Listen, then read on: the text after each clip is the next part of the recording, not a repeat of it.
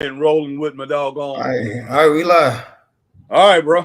All right, what's up, everybody? It's HBT with Straight Up Wrestling Show, guys, and we are live here, man. Me and Chris, we are a minute or so late, but hey, we're in here, and they are pretty much giving us the breakdown of who's gonna wrestle, man.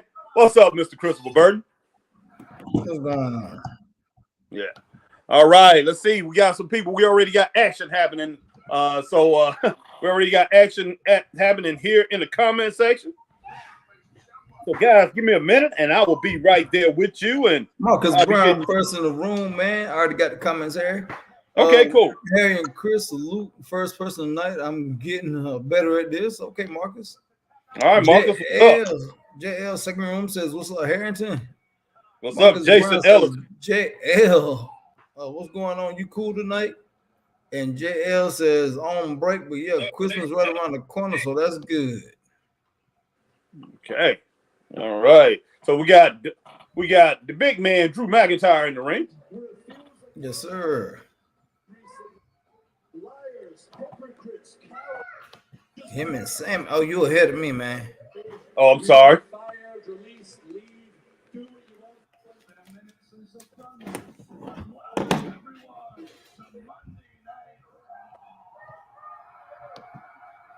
Hey.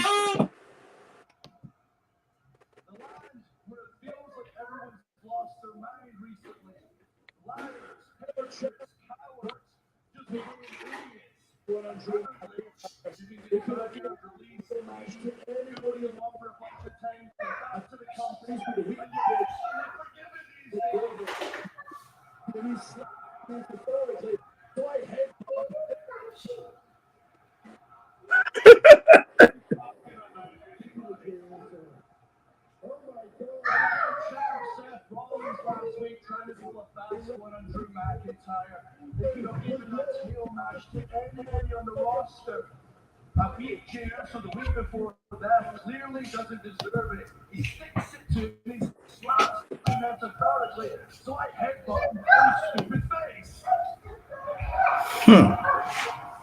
Speaking of Jay Uso, oh my God, he's capable of an apology. He ran to Randy Orton, stuttering with no tail between his legs, and oh God, I'm so sorry, Randy. Jay, your time's coming. Be right with each other now. Do not forget. All right, you're a little bit ahead of me.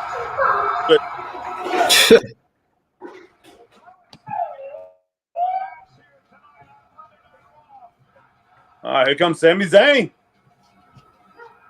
Anybody knows where they at tonight, man? Anybody know where they at tonight? Because I have no clue. I have no clue either.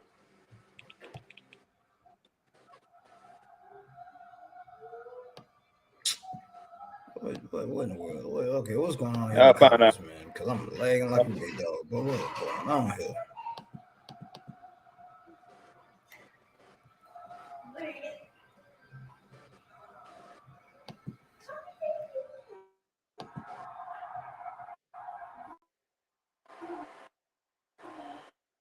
Rolled up, Albany, New York, man. You hear me? Oh, okay. Yeah, Albany, New York. Yeah. Albany. Well,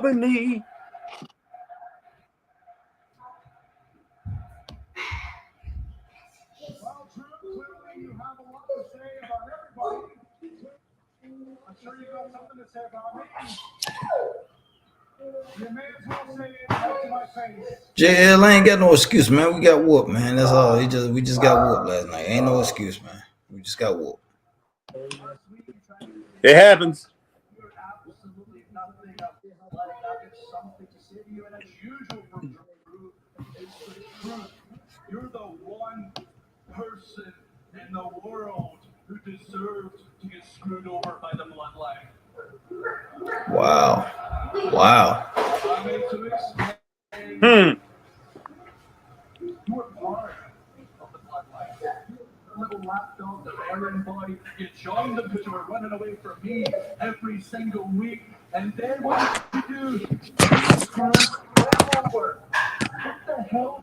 What the heck? Damn, Harry dropping stuff, man. No, man, I just turned it around. Trying to get my body turned around on the camera. Oh. I'm gonna do it again just for a second. Let's see. Hold on. And it's that I was wrong. See, I thought we were alike, but the more I'm seeing out of you, the more truth I'm hearing out of Drew McIntyre, the more I'm realizing we are not anything alike. See, I'm not a delusional person. I'm not a person who points a finger at everybody else for the shortcomings.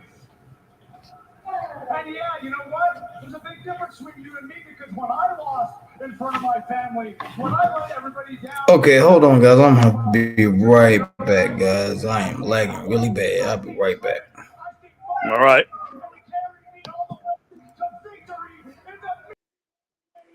Guys, give me just a second here. All right, Chris will be right back. I'm going to wait till you come right back, but I'm going to go ahead and change my settings a little bit. But I appreciate everybody coming in, guys. I don't know where he stopped at the comments, but I definitely get to your comments in just a moment. Let's go ahead and finish up this right here, Sami Zayn and Drew McIntyre. And Sami is pretty much saving this. He's pretty much saving this, if you ask me. One of us are not walking out here tonight. Get me a referee now and ring that damn bell. Okay. Drew McIntyre is ready to go right now. And we'll see if man, look, this should be a good match. Sami, I know Sami can hold his own. Doesn't matter how big Drew is or whatever. Drew's gonna bring that heat.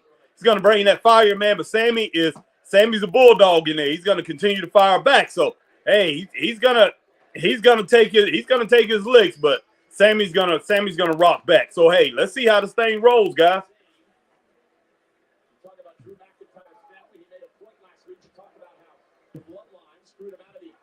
Wow. Hey, Drew is taking over with his power, man. He is letting that be known very quick. He is asserting himself, man, in this match. He is pretty much establishing his power right off the bat. No shock, though. No shock. And to tell you the truth, even though Sami Zayn is in this match, I'm sure he's not shocked at this.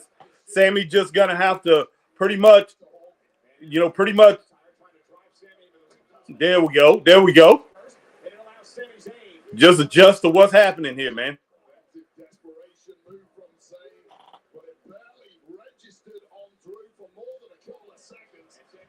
Oh, Sami, man, went flying. Okay. As far as the face-off, I'll go ahead and get a face-off, a thumbs up. As far as Drew McIntyre coming out there and talk by himself, I'll get it a thumbs up too, but he definitely needs help when it comes to that. As far as a long time on the mic, in my opinion, Sami Zayn saved that, but he did get a thumbs up. You know, it was okay. It was pretty good, but it wasn't great at anything like that. And, Sami come out and Sami joined him in that face-off, and that right there lifted the promo, definitely lifted the segment. Let's not say promo. Let's say segment. Definitely lifted that segment and gave it a thumbs up, man, and, gave it a pretty good rating. So, hey, now we into the match, and let's see how everything turns out. All right, man, I'm not exactly sure where Chris was at.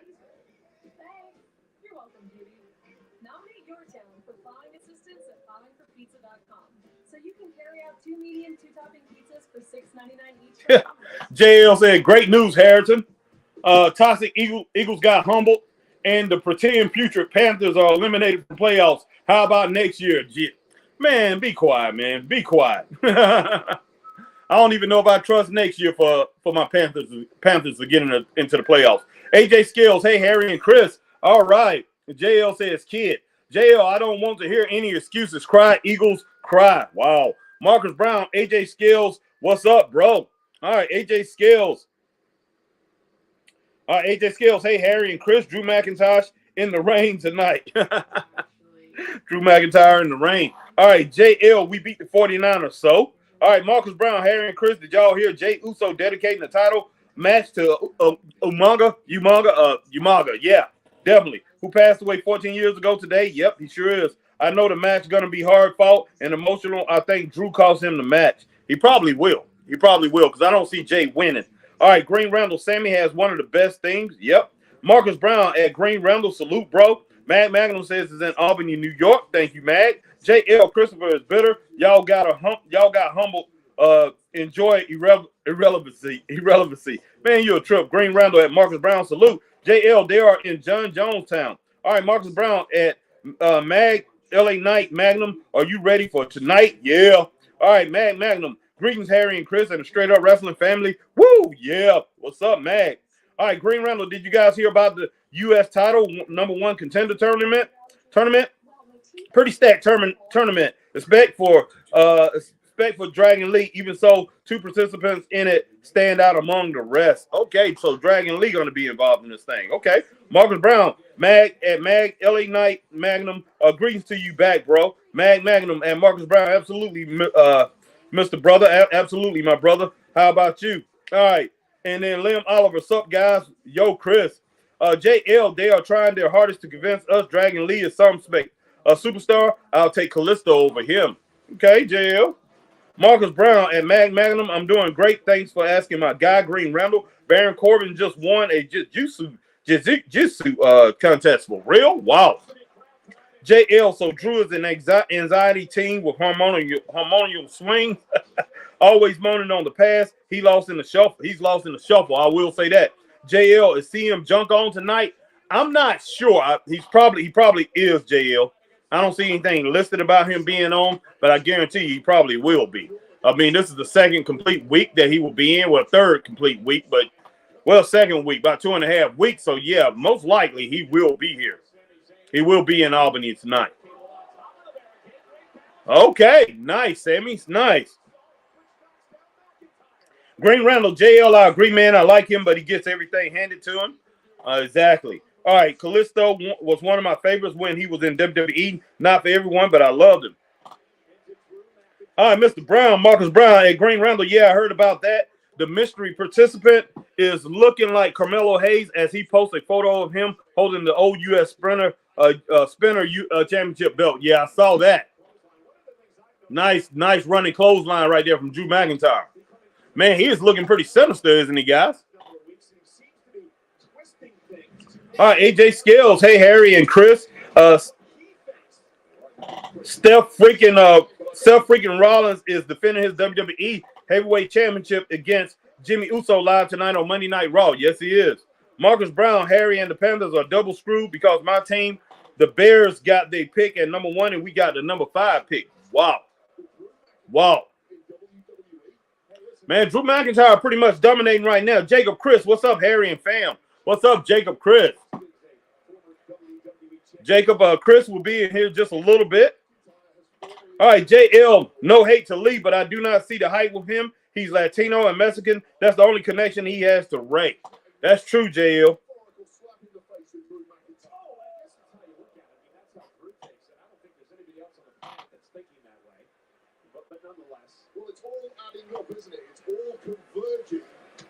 Oh, nice.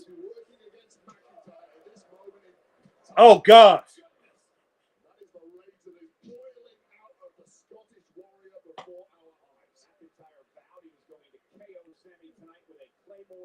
Goodness. No longer show mercy to any of his competitors, and that right there, a big boot to the ear of Sami Zayn as McIntyre continues to punish Zayn.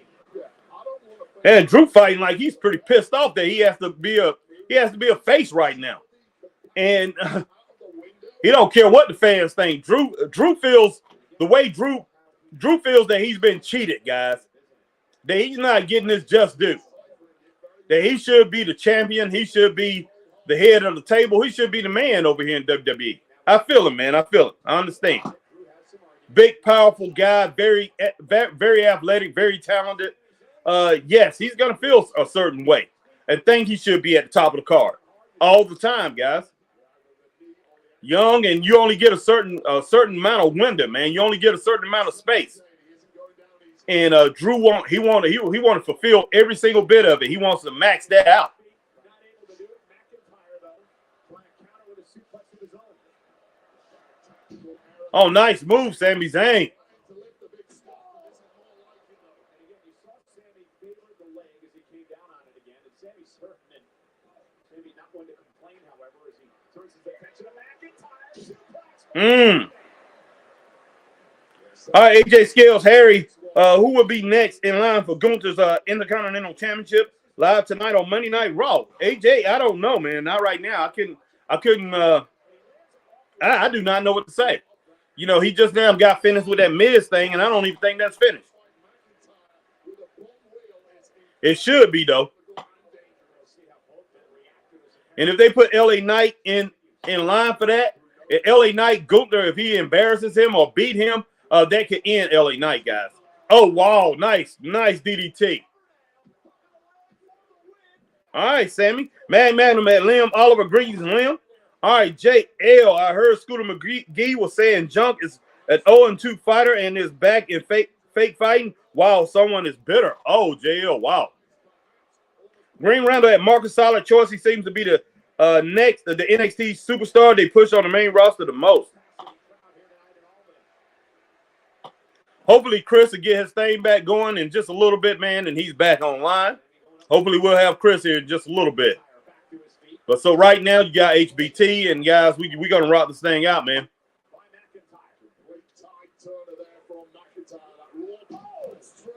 The former two-time WWE champion, former Royal Rumble winner with a Okay. breaker. All right, Marcus Brown. Harry, did you see the photo of Jade Cargill? Yes, I did. At the recent college football game, Texas, she was with Samantha Irvin, Drew, The Undertaker, and Michelle McCool. And Samantha Irvin loves hanging with her. Yeah, she was out there, man. She had a blue jean jacket on, had jeans on, and Drew McIntyre was hugging her, and then you had Sheamus on the other side, on the right-hand side. Yeah, I saw that. I got that picture. I put it up in our Facebook, on our Facebook page. Pretty cool. Jade Cargill, man. She's gonna be something. She's gonna be something. Better believe that.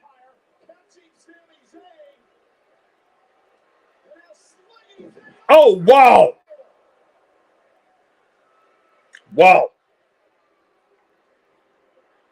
Jade needs to show her worth in the ring. Looks only go so far. Even in the squash matches, she looks stiff.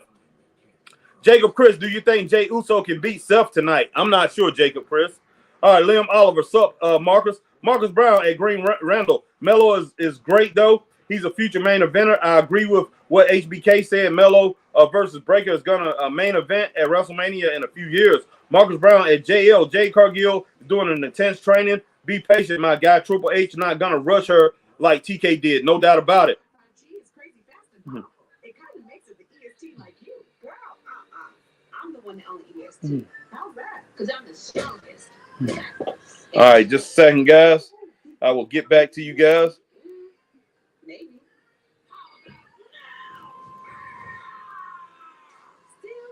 All right, Liam Oliver says, sup, Marcus. Marcus Brown at Green Randall. Melo is great, though. He's a future main eventer. I agree with what HBK said. Melo versus Breaker is going to main event at WrestleMania in a few years. Guys, give me just 1 second. I need to somebody just texted me. Very important. I need to get back to him.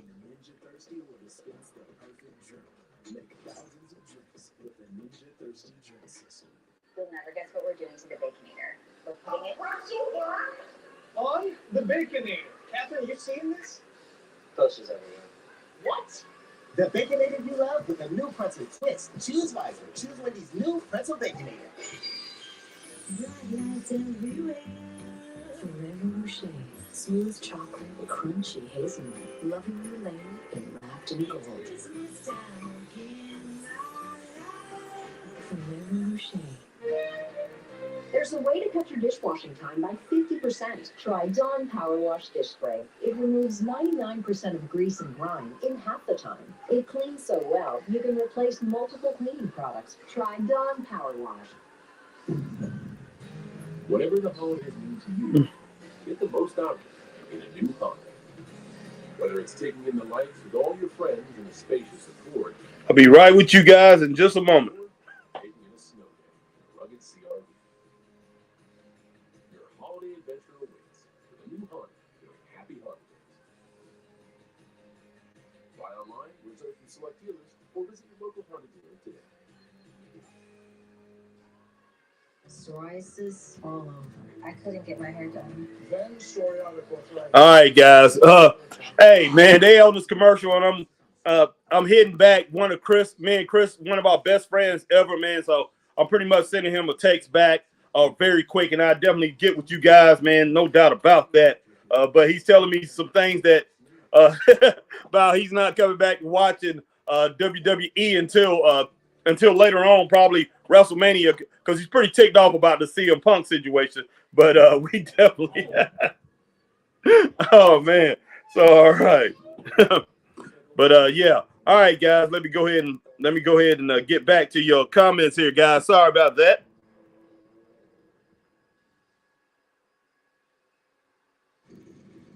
This Saturday, All right, Marcus Brown at JL. Jay Cargill is doing an intense training. Be patient, my guy. Triple H not gonna rush her like TK did. I done read that. I'm sorry, I read it again. JL, they are inserting Lee and the Creeds on the main roster, while the two-time NXT champion and most dominant and athletic, humble, natural, perfect representation of the company isn't yet. I understand that, JL. We all understand that, man. We all with you on that Braun Breaker thing. He should be up on the main roster right now. I hate what they're doing to him. I really do. Marcus Brown at Liam Oliver. What's good, bro? What's up? Well, Marcus Brown, I'm sure saying what's up to you too, Lamb. JL, thoughts on the Daddy's back t-shirt? Like, who's wearing that over the age of 18? Marcus Brown at Jake with Chris. Jay can beat Seth. After all, he was the person to pin Reigns in the Shield and was the first to pin him as the tribal chief character. Okay. Yeah, that's true. Man, Sammy almost got that right there, guys. Whoa, nice. Whoa. Oh, nice. Almost good kick out by Sammy. I got this match around 2.8 so far, guys. It's pretty much is going pretty good. It should be a very good match to start the night out. And they had a pretty good face-off at the beginning. All right, JL. Jimmy was the first one to turn on Roman at Night of Champions. Jay followed after him, and for some reason, Jimmy is back with Roman, and they had like nothing happened. I'm sorry, but it's falling off. I understand that, JL. I agree. They don't know exactly which direction they want to go with the bloodline, but I'm pretty sure they're probably going to come up with something. Hopefully, hear something here soon. JL, who's CM Punk you speak of? CM Junk and Brooks is all who I know of. Wow, JL. Green Randall, JL. I don't mind the Creeds as much as Lee. The Creeds had to, at least in storyline, earn their chances. I agree. Wow, Sammy, wow. If he just dropped back, man. Oh, good job. All Drew had to do was drop back and Sammy, he would have hurt Sammy. All right, D-Skill, H-Town, what's up, D-Skill? I doubt Brian or Melo get called up before they move to NXT to CW. Yeah, exactly. They got to have somebody, D-Skill, H-Town. They got to have marketable guys going over there to the CW. So D-Skill, I wouldn't be shocked either. They need to keep the biggest stars there for the new network. Exactly, D-Skill. A man who understands business. No doubt about that. And I hope Brian and Melo understand that. I really do. I mean, things are going to play out the way it plays out. I hate it for Braun Breaker, especially Braun Breaker. Melo too, but especially Braun Breaker. He's been there a little bit longer. Braun Breaker definitely deserves the chance. But, man, hopefully they can talk to him and say, hey, look, we're going to up your payments. We're going to give you some bonuses and everything. We know you deserve to be on the main roster, but we need you, the CW, to go over to the CW because they're going to want marketable stars. They're going to want guys who are considered the biggest guys that's in NXT. And as far as Carmelo Hayes and Braun Breaker, those guys are the picture of NXT. NXT people identify NXT with them. Unless unless, man, they end up putting Johnny Gargano back over there permanently, and you know, it some kind of way they can get Adam Cole back or something like that. I know you want to call him Coleslaw JL or whatever, but you know, those guys were the faces of NXT. But until they can get something like that, you know, hey, they're gonna have to keep the bigger stars that they have right now.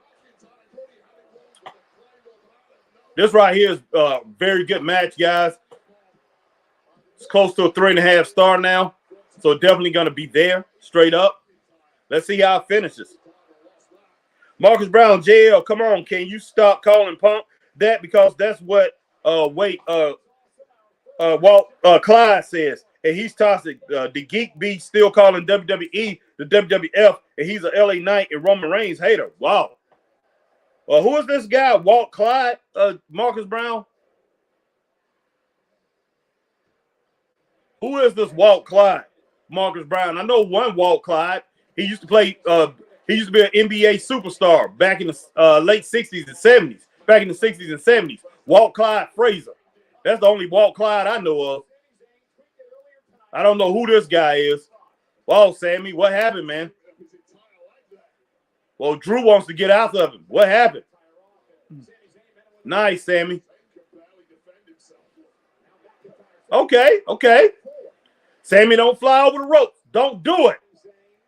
If you hurt, man, don't do it. That would be ridiculous.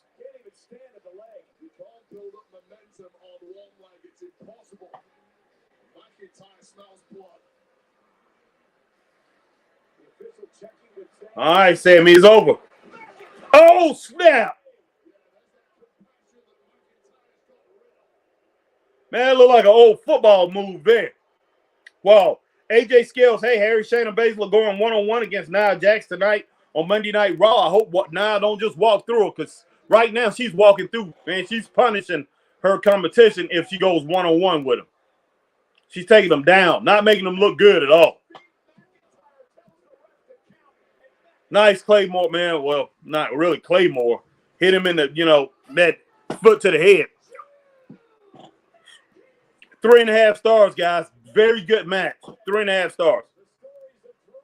And a thumbs up. I'm going to give a thumbs up to the match to add a little bonus to it. 3.5 stars. Very good match. All right, JL. Oh, wow. JL. This is not draft, which isn't an issue. They just have to be consistent. They pick and choose. All right, JL, sorry, Marcus is a force of habit. Brooks is what I call him. Okay. Green Randall, JL last year, Waller won the Iron Survivor, and his loss to Braun, his title match sent him to the main roster. Maybe he will do something similar to Braun. All right, my man, D-Skill H-Town, this is a good match so far. Yes, it was, D-Skill. All right, Marcus Brown, Harry, I'm about to watch Raw live. I just had to pull up here for a few minutes to support the channel. Appreciate you, my man Marcus. So by that, everyone here, have a safe night. See y'all tomorrow, and I'm going to give the video a like. Thank you, Marcus Brown. Oh, wow. JL, Braun should have moved up after No Mercy. I will say that. Like something clearly happened Mania weekend. Braun's father getting his name smeared for no reason, and Braun losing after getting jumped, then them turning him. All right, JL says Walter Clyde is a bodybuilder who says some questionable things. Okay, JL. Let's check this guy. I'll check this guy out, man. Excuse me, Shayna. Sorry for interrupting you, Zoe, but tonight you face your former partner, Nia Jax. Man, where in the world did Byron get that doggone that pink, that dark pink colored suit, man? Wow.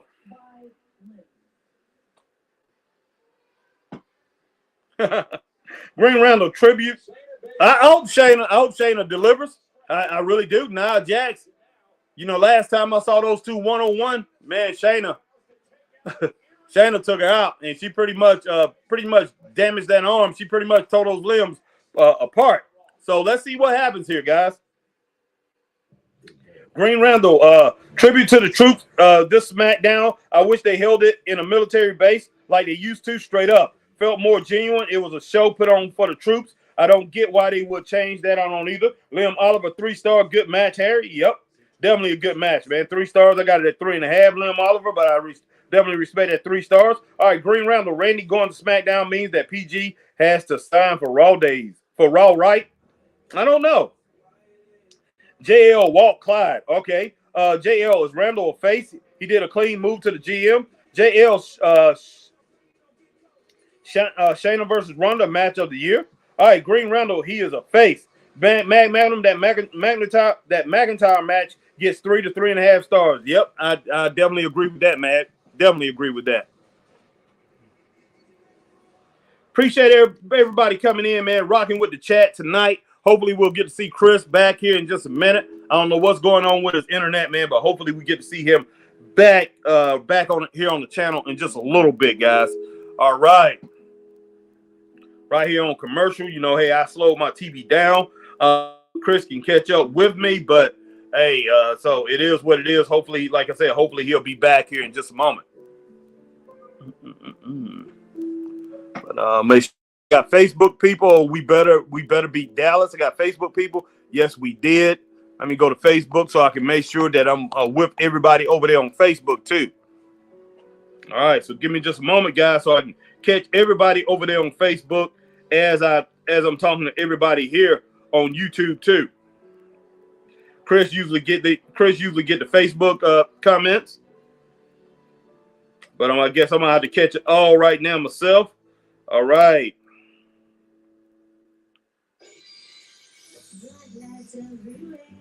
Now I'm gonna try to catch that. For some reason they don't want to give me that. Don't want to give it to me, guys. They don't want to give it to me.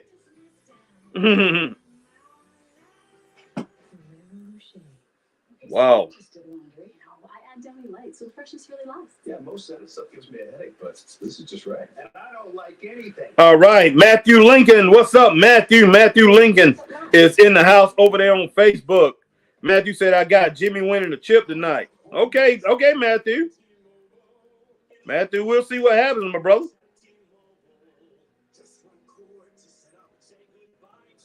Now, Rocky Saki said, yes, we did. Rocky Saki said, we better beat Dallas. Okay, Rocky Saki. And then, like I said, my man Matthew Lincoln said he got Jimmy winning tonight over there on Facebook. Appreciate you guys over on Facebook checking us out, guys. I will get to your comments too. I'm gonna keep you guys in tune. I will continually check on you guys just like I am doing over here on YouTube. But I appreciate everybody coming in to YouTube, man, and watching tonight. And hey, I'm waiting on Christopher Burton. Hopefully, Chris is back here sometime soon. Let me see if I can change this thing for just a minute. Let's see. See if I can change this thing around a little bit. Go to my settings. Change. Let me mirror my camera. Okay, that changed me around a little bit. All right, guys. But yeah, hopefully we see Chris in just a little bit. But if not right now, man, you guys are just rocking with HBT, and that's just the way it is. You guys have rocked with me many times before by myself. But yeah, I'd definitely rather have Chris in here, but you know, hey, it is what it is, guys. The show must go on.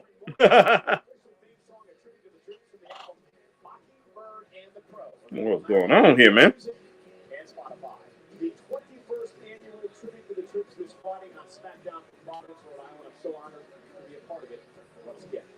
There's going to be a lot of troops there in the show because the Army-Navy football game is taking place the next day just up the road in Foxborough. Green Randall, I am confused about SmackDown. Was that Kevin Owens and Grayson Waller match, a tournament match? It seems like it is not. But then why would you have two guys in the tournament face each other after? True.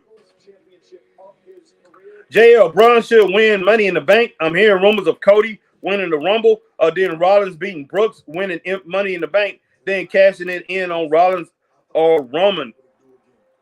JL, I just, man,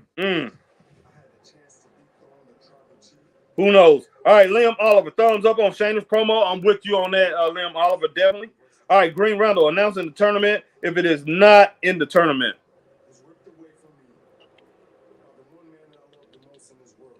All right, JL, Sting got injured. Sting got injured again. Sting, what Sting? Green Randall, JL, I thought that was a work.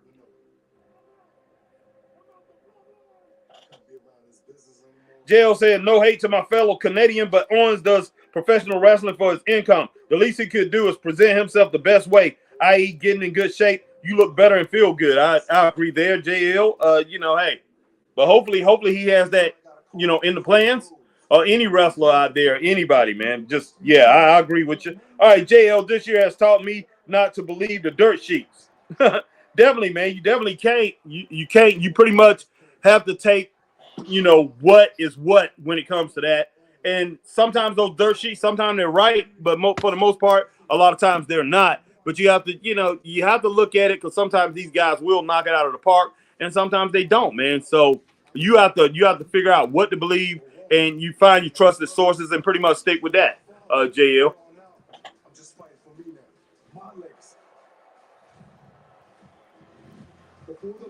Jay will be back in his bloodline, guys. You better believe that. I don't know when, but he will be back in the bloodline.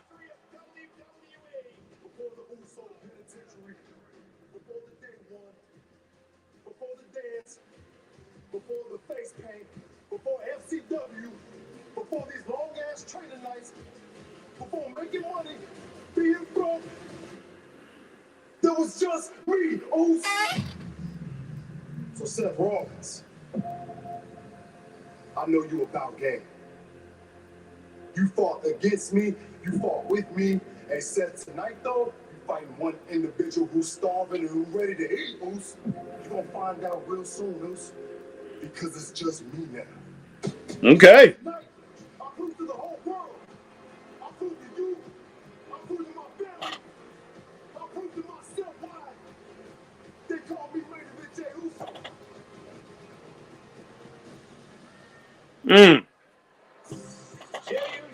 Man, Jay he gets it done, guys. He's exciting in the ring.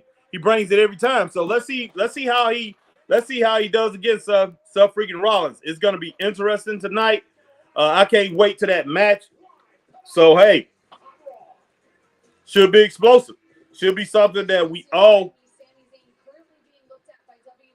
gonna enjoy.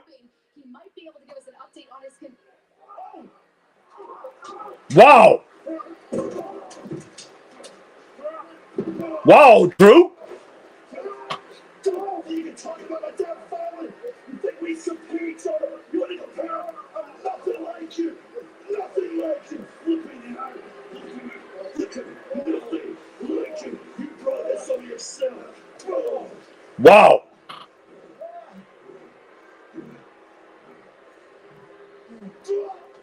Oh, snap. Wow.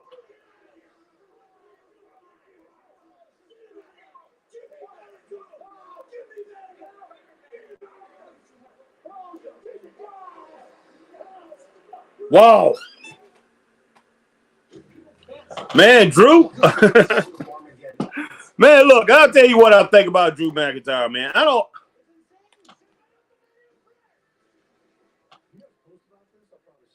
Something just seemed a little off with this heel turn.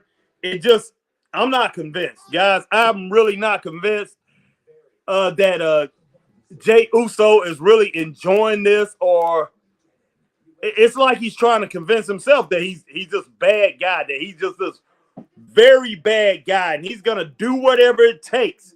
That he's one of these guys, man, that's by all means necessary, and he's willing to take out a very popular competitor in Sami Zayn. Everybody loves Sami Zayn. So speaking of everybody loves Sami Zayn, I see my man hashtag Troopers in the house, Scott Larson. What's up, Scott? But he's willing to take out somebody, man, that's very popular with the fans to get the hate that he's trying to put on himself. But to me, it just seems that Drew he's doing everything he can. It's like he's unsure of himself as a heel, man. This thing has got to look natural. It's got to look natural, Drew, if you're going to get over with the fans with it. So, man, eventually they're going to hate him and everything. But if he really wants to get over with the fans and have that genuine, strong hate, and right now, this kind of stuff, what's going on with him and Sami Zayn, what he just done, it should elevate him to one of the top 3 hated wrestlers in the business right now. It definitely should. Back in the day, that always would have done that. But when I look at something like this, are we sensitized, guys? Maybe that's it. Maybe we are sensitized with this, with so many people getting jumped today. So, all the attacks, no match, all these matches that we have is no conclusions and things like that. Are we getting sensitized to that? Because back in the day, man, I remember when Tommy Rich turned and became a bad guy, how quickly it elevated him. I remember when guys would turn on, that would turn on their partners, man. Paul Jones turned on Ricky Steamboat back in the day, man. Way back in the day, boom, everybody just went crazy. He instantly became the #1 most hated guy in the business. He jetted right up the top 10 charts in the wrestling magazines. Hey, let me think of some other people that happened with. But I remember when Jimmy Snuka turned on Paul Orndorff when they was World Tag Team Champions back in 1979. And as soon as he did that, man, Jimmy Snuka, he went right to #1 as most hated. These type of things used to happen. Larry Zbyszko, when he jumped Bruno Sammartino in 1980 and called himself a legend killer, he went right to #1. It propelled him there. Man, so that's the kind of, heat that these guys got when you jump a very popular opponent back in the day. So that's what should be happening now. But with the way the wrestling business is, with so many turns and things like that, people getting jumped constantly over and over and over again. And like I said, no conclusions to the match. A lot of these things are not convincing, and you just don't believe it, or you just don't care. And that's where we done came to. And wrestling has got to get back to the basics, where storylines are being drawn out to where it takes time before you see an attack, where an attack can be, where people are surprised to have an attack out of nowhere, man. Every 4 to 6 months, 7 months, where somebody's getting attacked. And I'm talking about 1 to 2 or 3 people being attacked in the whole industry, man. I'm talking about, somebody being turned on, maybe 5 turns, out of all of them when it comes to WWE, AEW, and Impact, MLW. These guys got to be the leading. They have got to lead the industry in this. And that's why it'll be good if WWE could communicate with AEW and they can communicate with Impact. Say, guys, we are the leaders in this business. We need to make sure we structure our business so we can do this.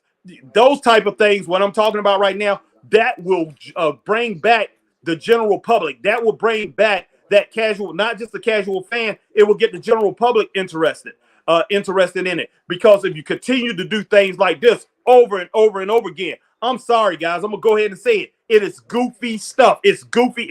It's ridiculous. And I tell you what, and us who wrestling fans now, we are the ones who, even a lot of us who understand what they're trying to do, is we've gotten sick of it. Straight up.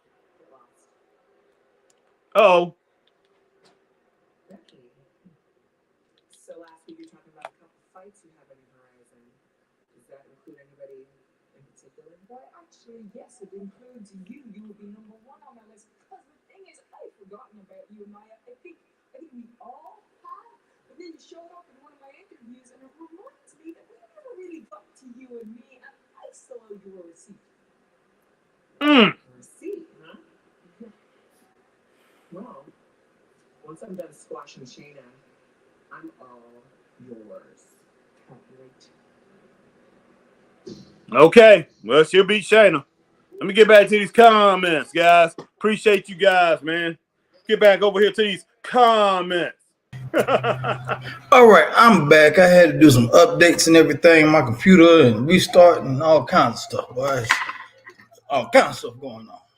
All right, man. We got Christopher Burton, the convict, back here, man. Convict. No, I'm just joking. Chris ain't no convict, man. All right, man. All right, guys, let me get back. JL this year has taught me not to believe the dirt sheets. All right, Green Randall, JL, Kevin lost a lot of weight. Look at him in Ring of Honor. His physique is one that is in demand in pro wrestling. Huh? All right, JL, I hope Brooks tries to act big and tough around some of the real athletes like he did to Jack Perry. Imagine he pulls that on guys who in NXT, he will get crippled. JL, I don't think he's going to pull that tonight. And as far as Brooks, man, you want to continue to talk to that? I just got finished talking to me and Chris is one of our best friends for a long time. You know, I hit him up right before this came on tonight, and he said he's not watching because CM Punk, he's mad. CM Punk is back. I told him I understand. So yeah, CM Punk is pissed off a lot of people, but he's back, and yeah, hopefully he doesn't try all that stuff. You know, he doesn't try to fight anybody, JL or whatever, because if he does, you know, they got that behavior clause in his contract too, man. Yeah, they do. Yeah, and plus, so if he acts up, boy, he out of there. Even if he acts up, he's out of there. But if he acts up and get in a fight, I'm pretty sure somebody's gonna probably beat the living crap out of him, and he probably lose his job and leave out of there, man, with his face busted up. Who knows, JL? But exactly. hopefully CM Punk does not start any trouble. And hopefully, man, you know, look, they paid for him, and we endured him. You know, we endured it. He came back during Survivor Series, and man, hey, I hope we get something out of it, JL. As a wrestling fan, as you know, as me and Chris, you know, we're following this, we're following AEW. You know, we're going around to the indies. We hope we get something out of it, because if it's a waste of time and waste of money, then hey, I'm gonna be upset too, just like my boy Drake. You know what I'm saying? I'm just like, so I mean, and me and Chris, we was talking about that anyway before he came back. We like, if he comes back to WWE, you know, hey, we didn't really want to watch, man, if he came back. But hey, man, and my girl Nia, I see that. But guys, we do this because of you guys. You know, and hey, we love it, but we doing it. You know, hey, we got an obligation to you guys. So hey, we're definitely not gonna quit because CM Punk returned. And JO, you got me about to say CM Junk, and I'm not gonna call him that. We definitely gonna do that. Man, what about Sami Zayn but getting attacked, boy? Man, I just don't believe Drew, man. I don't believe him. Look, if you're gonna attack him, just attack him. Don't sit back there and act like you thinking about it, Drew. It seems like Drew, it's like he's got remorse and thinking like, oh man, this guy was my friend for a long time. Should I do this to him? Should I do this to him? Hey, I'm a heel. You know, hey, just attack him, beat him down, destroy him. Do what you gonna do, man. Show people that you're 6'7". Be vicious. Man, be Killer Kowalski in there. Just destroy him, man. Just be Abdullah the Butcher. Man. Take a fork out, man. Do what you gonna do, man. Become the most hated guy in the business. You know, scream. Oh Lord, what you about to break on, boy? This is not gonna be good. Wow. Oh, she missed this time. Now I got her this time. Remember, she got now last time, man. Mm-hmm. Boy, now I was ready for it, boy. She ready for it. But Shayna going, this not good for Shayna. You know, she begged Shayna last time, dude. Please, no, Shayna, please. And Shayna did it anyway. She begged her, man. She did it anyway. You can't trust nobody. You can't trust nobody like that. Man, Harry, man, my wife was cleaning out some stuff, boy. Look what she found, man. I don't know if y'all can see that or not. The heck is that? You in that doggone virtual thing, man. And it blinked out. Oh, a ticket. What ticket is that for? Ticket. It was a ticket from SmackDown at the Bon Secure Wellness Arena back in 2018. Back when SmackDown was on Tuesday, August the 14th, 2018. Man, that's a long time ago, man. Hey, 7:45 p.m., dog. Hey, I didn't go with you. I don't even know who on the roster was on the roster in 2018, man. Me and you was hanging out, so we was hanging out a lot at that time. So I don't know if I went with you at that time or not. I might have. You used to buy me tickets every time wrestling came. You was buying me tickets back then. I might have went with you, man. I might have that ticket somewhere because I know I got some tickets from back. I know I was in my favorite section 5 years ago. 5 years ago, and I was on the front row of section 103. Double A C11. That sounds cool. So I was right there. You know where the wall is right before you hit the floor? Yeah. I was right there at that wall. For some reason I think I went with you, man, and didn't really care about it at all. And guess how much I had to pay, man? How much? $78 for one ticket. Wow. No, I didn't go there with you, man. I don't think I did. $78 for one ticket, Harry. Wow, dude. I think you Compared to man. what we paid where we were sitting, prices don't went up. Yeah, that's pretty crazy, man. Yeah, no laser pens, no video camera. I got a picture of it, man. I posted on our Facebook group, man. If anybody want to see, man, I was like, wow. Yeah, that's crazy. All right, Liam Oliver, thumbs up on J promo package. Okay, D Skill, H-Town, they just do medical exams out in the open like that in WWE, I guess. I guess so, D Skill. And hey, they must not have any security going on. Well, they might get. They got security, but hey, Big Drew McIntyre don't care. You know. All right. Who gonna stop him? Luka Daniels? That's true. No, Luka don't want to get involved with that. All right, JL, taking PEDs is acceptable in pro wrestling. You put your body through a lot. However, never claim a natural status. JL, man, come on, man. We know that. About John Cena, man. He talking about John Cena, man. I know what you're talking about. Yeah, all right. All right, Ray Underwood. Hello, Harry and Straight Up Wrestling family. What's up, Ray? What's up, Raymond Ray? in the house. JL says clean move, Drewson. Drewson. Jason, what is your name, man? Your name is not Jay. What is your name? Tell us, guy. Tell us, man. We want to know what is your name. Until then, man, your name is Jalen, man. Jalen. We're going to call you Jalen. All right, hashtag truth. My man Scott Larson is in his house.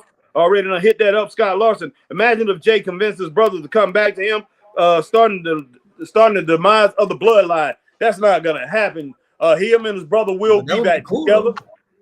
They will be back together. They will be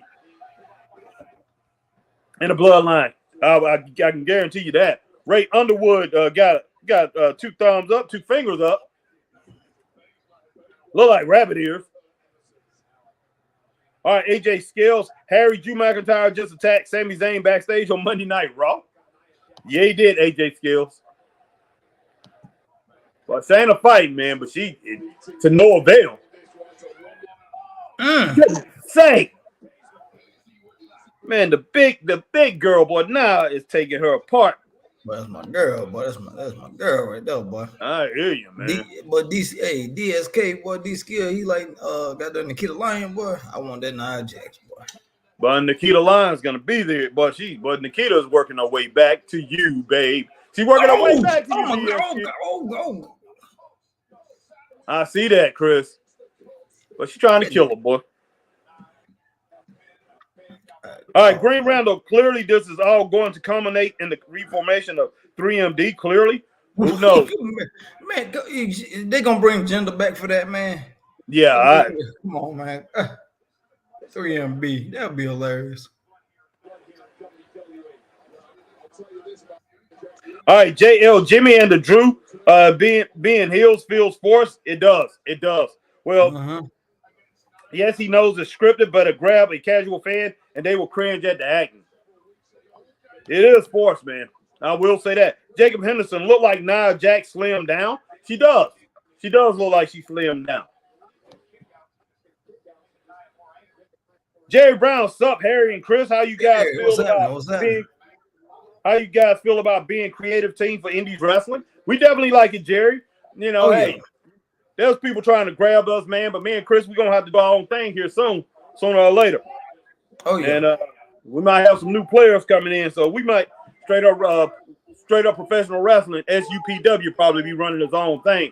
But right now, you know, we're gonna help guys out because we want to see everybody here in the Indies and the Carolinas, man, and Western North Carolina and Georgia pretty much rock it out here in the Indies. And there's some strong indie wrestlers out here, and there's a few strong promotions. And one of them Saturday night, me and Chris will probably make it out to that one. 3 count. Those guys always put on a great show, guys. Huh? T. Go back upstairs for me, please. I'm doing my podcast, okay? Oh, snap. I'll tell you what, man. Shayna fighting the boy. She fighting Chris. Yeah, she is. Sorry about that for us. Guys, that's all right, man. That's all right. That's my granddaughter, man. It's all good. All right. Nice. Running almost like a knee lift, man, but pretty much a doggone thigh lift, whatever you want to call it. I think shin lift, boy. Whap! Hit her with a doggone shins. All right, JL, what you think? Randall is clean? JL, J is my name. Well, I'm not going to give my full name, insurance number, address, and phone number. We don't want your insurance number, address, and your phone number, bro. We don't want that. We don't need all that, man. And your name is not just Jay. Nobody's name is just Jay. I mean, it might be. I mean, some of these young kids like you, guys, they don't have no nickname. If their name Chris, their name is Chris. It's not Christopher. It's not Chris. Oh, good Lord. It's just Chris. If their name is Ray, it's just Ray. It's not Raymond and everything. Man, is it me or these matches just seem very long, man? They are tonight. For some reason, it seemed like they done went back to the model of long matches. I don't know why, Chris. They done went back to the model of long matches. It seemed like it's just dragging on. Yeah, it seemed like they was following Shawn Michaels there for a while with the way he was doing NXT, but it seemed like they done went back to this long match format in SmackDown and Raw. Boy, try to put on an ankle lock on the top, bro. Boy, what the world? Yeah. Oh, good job, Shayna. But you barely got her. Yeah, but she fell on her head, boy. She might be in concussion protocol, boy. She's gonna be out for a week. Hey, JL said you can call me Ray, or you can call me Jay, or you can call me. All right, Bad Magnum. Ray Underwood. I mean, look at his hair. Oh, I know. Man. Oh yeah, she. That's not good. John Smith, yo, what's up, fam? What's up, John Smith? I'm gonna say, yo, boy, you talking like PN News, boy. Yeah, boy. Yo, baby, yo, baby. Boy, she about to choke my girl out, man. Well, if she win this, then she can Nia Jax can forget about that thing with Becky.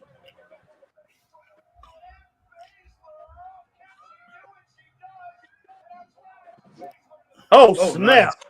Well, yeah. Nice. All right, Jameson Byrne, what's up? What's up, Harry and Chris? You hear Ric Flair think about leaving AEW because Roster got no respect and don't want to ask for his advice? Yeah, Jameson Byrne. Yeah, I heard about that. Look, Jameson said Rick don't even give advice no more, man.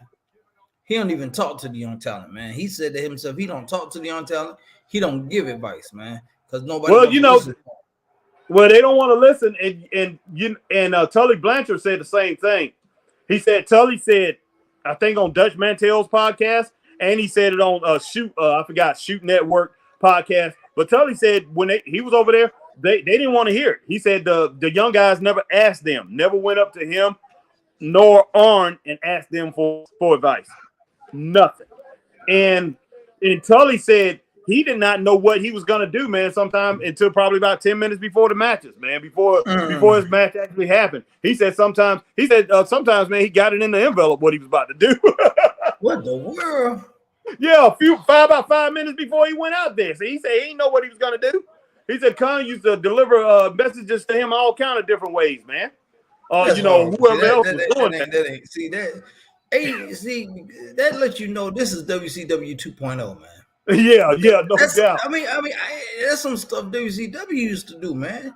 Yeah, and it was last what you were doing until like 20 minutes before bell time or before they went on the air. You be like, oh, that's what we doing, and you've been there just about all day and don't know nothing until then. Come on, man. Yeah, and then he said he would call them up. They'll call him up on the phone and they'll shoot him a text and say, we want you to come out with Brian Cage, or we want you to be the manager for Tank Ledger or something like that. Some guy, some new guy that they done brought on. I guess he did that a few times on AEW. It was guys that I really don't know their names right now. But he had to go out there with some guy named King Earthquake one time, something like that, on one of the dark shows or whatever, King Hurricane or something. Man, but he said they would just hit him right at the last minute. It's just crazy, man. I'm just like, wow, man. I mean, guys, when we do indie shows, these guys know what they're doing way before it happens. Yeah, way before. I mean, come on, man. Look, You talk now, Harry. You bring up a valid point. You bring up an Wow. extremely valid point, Harry. Okay, look, you getting anywhere? Let's say on the low end. On the low end, $2,000 to maybe about 20,000 or more per show. Right. Okay, and like I said, when I say 2,000, that's on the low end. Oh yeah. Now, how in the world you making all this money? You don't know what's gonna happen till 20 to 30 minutes before the show start. But you got jokers out here working regular jobs, barely paying their bills, and all they most of the time they might get is $40. Oh yeah. But they Oh know yeah. they gonna do in a match all day long. Exactly. I'm like that something's wrong there, man. Something is Yeah. wrong there. Yeah. I mean, you know, it's and if somebody come up to me and you, or me or you, and ask can they do something right there on the spot, and we have already talked about it a couple weeks before or a week before, we've already talked about it. They're not doing it. We're like, no, I'm not gonna. You know, that's not going down. You know, only way we're gonna change something if people don't show up. And like that's what like they always say, Chris. What they always say. Hey, the show must go on. Yeah, and Carter's what? Carter's subject changed. Yeah, that's the only way we're gonna change plans, and you might get something changed. But that is the only way. Don't come to me with your idea right at the end, like the last minute, and think we're gonna change something. 20 minutes before your match, you're like, oh, I just had this brilliant idea. If I go out there with a chainsaw and I try to cut his head off, and like, wait, what? What? No, we didn't know. Exactly, man. I'm like, no, don't. So CM Punk will be on this SmackDown. Friday. He will be on SmackDown, guys. So I guess we won't see him tonight. All right. Jameson Byrne. Okay, got Jameson Byrne. All right. Jerry Brown is good, Chris. Family more important. No doubt about that. John Smith, how's my guy, Grandmaster Chris? John Smith. He's even on his music thing again, man.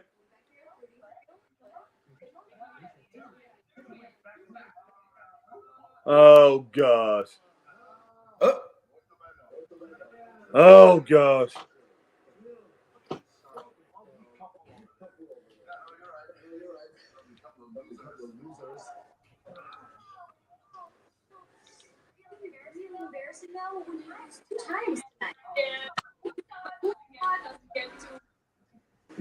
Oh my gosh.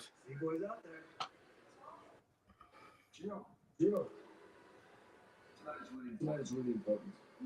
You better not miss this afternoon, okay? Oh wow.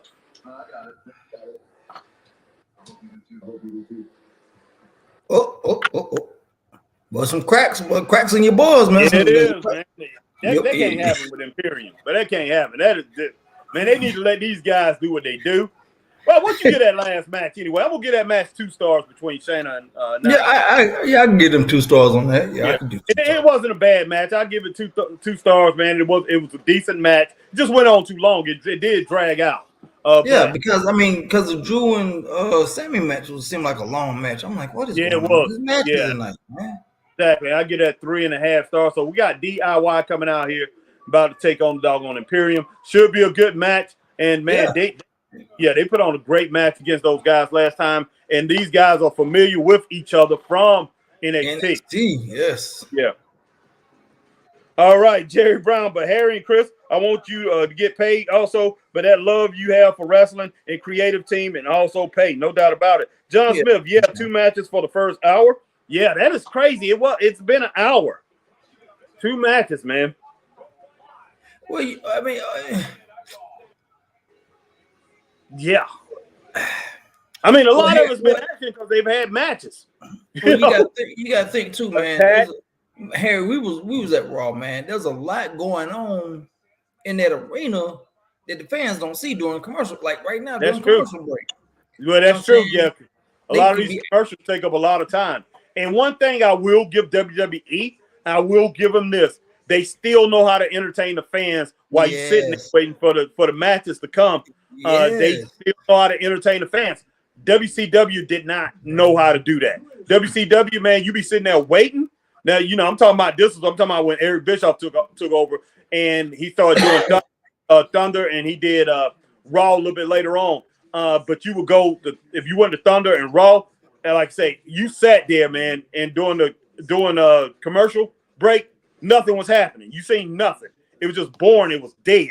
And I was like, wow. But that's one thing I will give WWE. They know how to entertain the fans while you waiting with the commercials going on. Yeah, because they got something going on with the fans. They got like hold up your sign and you'll be on the Jumbotron. Yeah, they asking you, you know, if you want to get T-shirts. They always throwing something at you. So I will give them that. They be like, oh, tonight only, we got a special T-shirt that's only for the people live in the audience and can't get it on shop.com and this, that, and the other. And, you know, whatever. I was going to get me one, man, you know, but they didn't have the size I want. All right, JL said, fine, it's like pulling teeth. It's Jaden. Big reveal, I know. All right, Jay. Jay, so name is Jaden. Hey, good name, Jay. That's a very good name, Jay. Yeah. All right. Let's see. All right, Green Randall. Jaden Ellington. Yeah.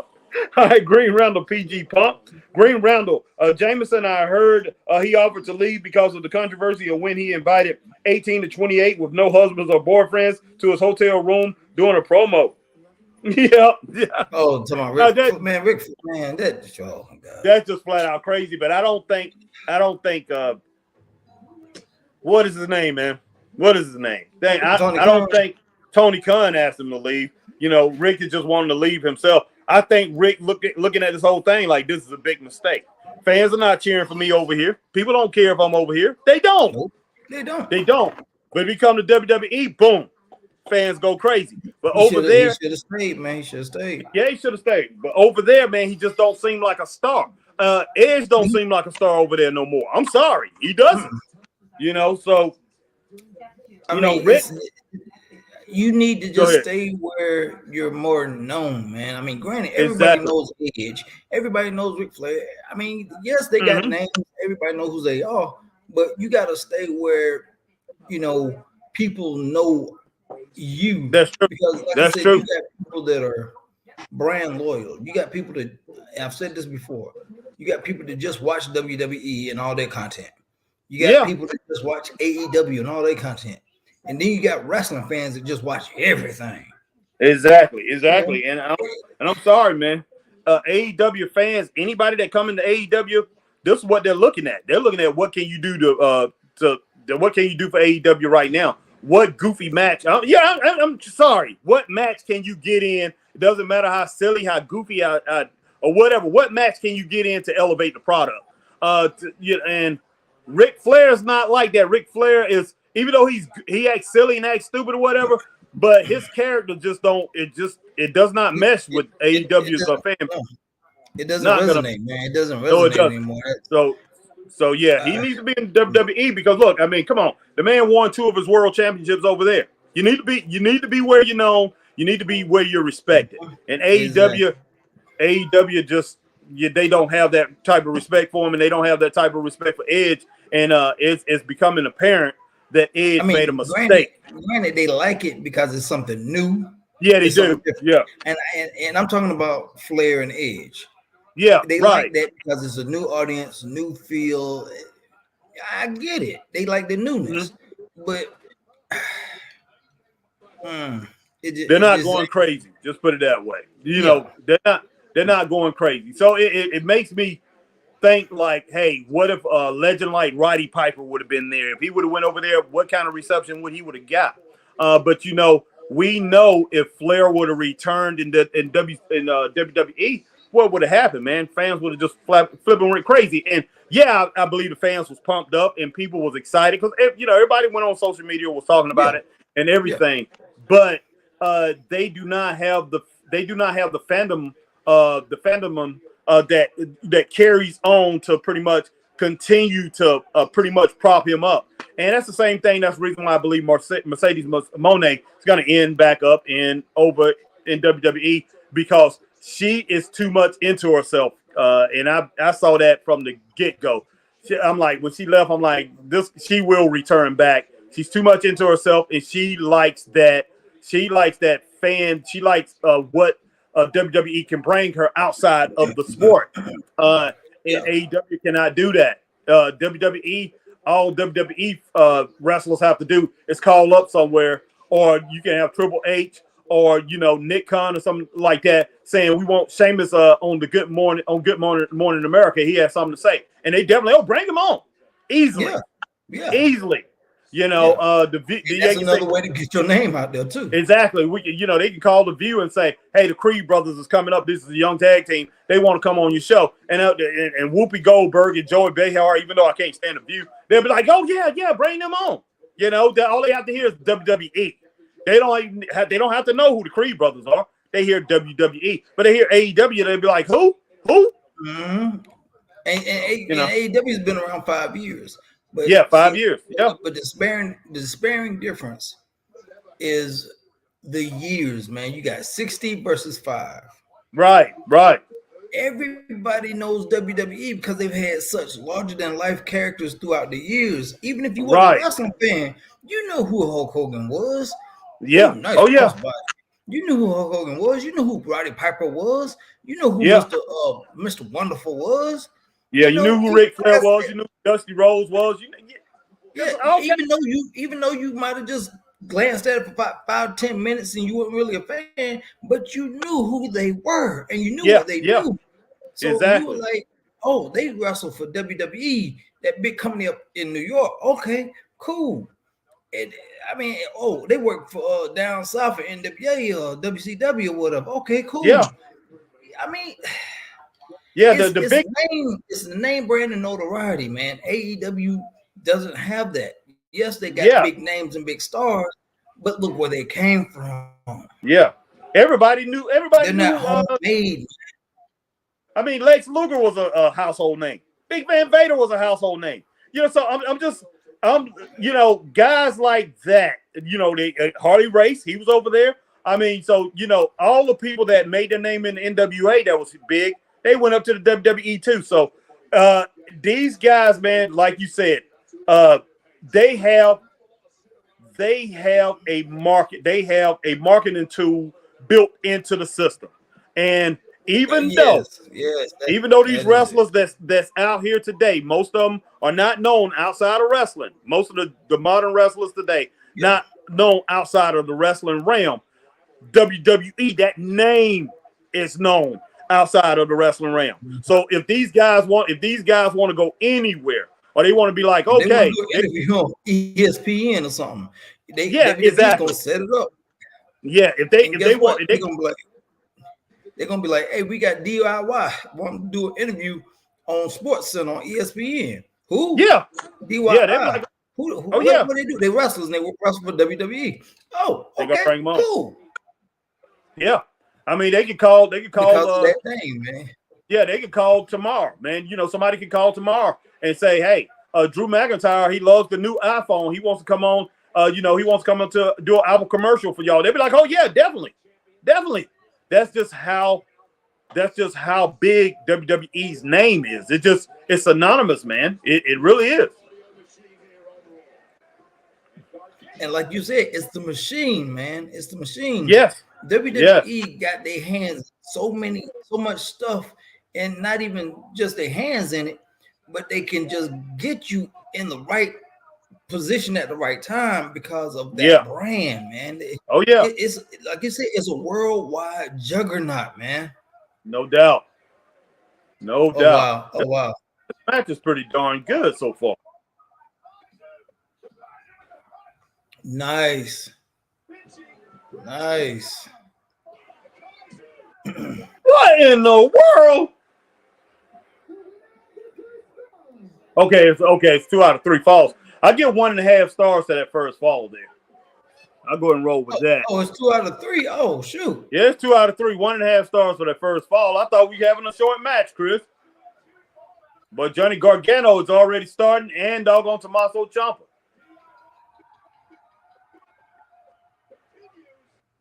Oh wow! I thought that was it. I'm like, okay, why didn't ring the bell? Yeah, I thought that was it too. I was gonna say, hey, good match. 1.5 stars, but it was a good match. All right, guys, let me get to these comments, man. Yeah, we all over the place. And we got a lot of comments, I'm pretty sure. They piling up, man. They piling up. Okay. All right, Green Randall, I am rooting for Imperium. When they are going to blow up off this feud, they should have spaced out their B list pay-per-views more, because I can see this one on one of those, but I can't see on any of the next pay-per-views. Magnum, Shayna and Nia match gets 2 stars. Yep, no doubt. That's what we have, Mag. Jacob Henderson, Rick gonna be going back to his 20 years left, because there's a male where a woman at Rick didn't change. Laugh out loud. Jacob, you cracking me up, man. All right, Lim Oliver, laugh out loud, Chris. Hold his bread, cause come on, Harry. Roddy Piper will kill the AEW roster. They thought Punk was headaches. Yeah, well, Roddy Piper wouldn't be a headache like that, man. But Roddy, he would do business now. Piper would do business. Yeah, he definitely would have. All right, Braden, what's up? Braden Wrestling and what's happening, Wrestling man? Opinions, my man. Hey guys, what's up, Braden? Green Randall, you bring up legends like Edge and Rick, but Christian and Sting are having amazing runs, and look at how the AEW crowds react to Sting. Well, Sting been there for a long time now, Green Randall. He's been there for a couple of years. Maybe 2.5 years. 2.5, because he's been there ever since me and Chris started this. But they're gonna react to Sting, but Sting should be even bigger. And to tell you the truth, they should. Tony Khan. I'm gonna be real with you, Harry. I hate how his WWE stint went. Yeah, that's true. If he didn't get hurt, Harry, what do you think his WWE career would have went? Get your emergency packages in the future. They was high on it, Chris. If that freak accident didn't happen. Yeah, he was in his he was in his early 50s, but I think he was on his way to at least being an Intercontinental Champion and having a close run at that World Championship. No ands, ands, buts about it. He probably would have been in a feud for that title, if not winning it. And man, that freak accident messed him up. Everybody was talking about it. And what was good about that is people outside of wrestling was talking about it. Wasn't just wrestling fans. It was the general public talking about Sting over there in WWE. Man, they had it on CNN and MSNBC and stuff like that, talking about it. Fox News, they was talking about it. It was huge. It was huge. Granted, Seth was like, okay. Seth felt bad, because Seth was like, look, man, when I was going on, I wanted to be you, Sting. I wanted to be you. And I've been wrestling, and now I get the chance to actually wrestle you. It's amazing. It's awesome. And Seth was like, okay, I'm wrestling my idol. I know he know what to do. I know he know how to fall and all that, but I'm going to still take care of him. And it's just one of those freak accidents. And Sting even said, okay, I know what we're about to do. I know how to position my body to take the impact. And he did. But he was like, something went wrong, and there we have it. He couldn't stand up. His legs were wrong. Oh yeah. But I really feel that really hurt him, man. And I think, granted, he got in the Hall of Fame. That's a good thing. He got a WrestleMania moment. That's a good thing. But if, like you said, if he would have got at least one title run, I don't care if it was for if it was for 2 months, he can say I was an Intercontinental Champion in WWE. I was a United States champion in WWE. I might have been world champion. Even if it was for a short time, he can put that on his resume, man. A lot of people can't say that.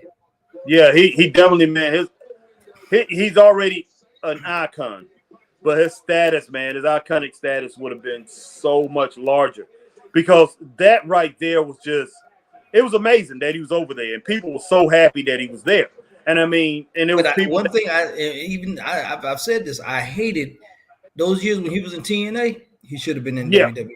Yeah, he should have been in WWE, man. I hated when he was over in TNA. I'm like, why did you do this thing?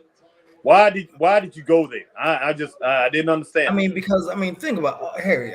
We all know, and I know we kind of get off subject here. Yeah.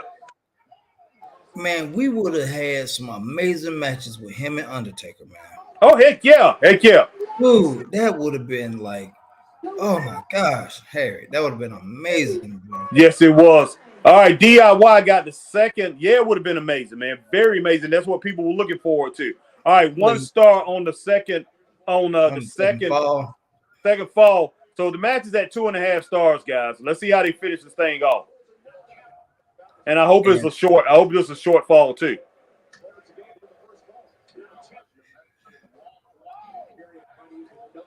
So whoever gets this one wins the match. Heck yeah. Man, they be making Tommaso Ciampa look like he's Superman or something. Man, can this guy just really beat people up? Is he really bad or whatever? He just talk to people in the back. Hey, no, this is what's going to happen, and you guys going to let it happen. Because every match he's in, he usually dominating people, man. I'm like, this guy must be a flipping monster in real life.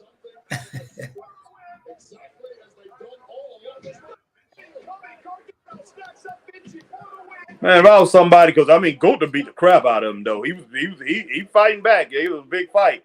But Gunther probably said, "I don't care what you say, you little short, you mother sucker. I'm just He's gonna beat the brakes out of you." Exactly.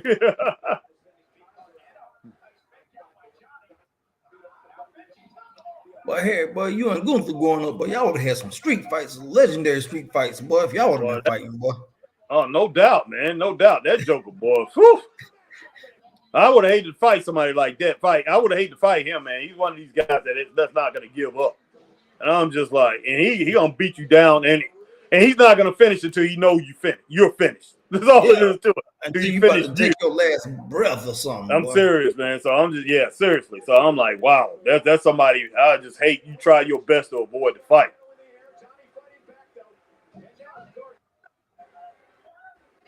Oh, come nice. on, man. Come on. Pick him up and slam him. That's it. That's what I'm talking about. Nice. Oh, nice. Y'all need to finish this dude, man. All right. Whoa. That was nice. Heck yeah, it was.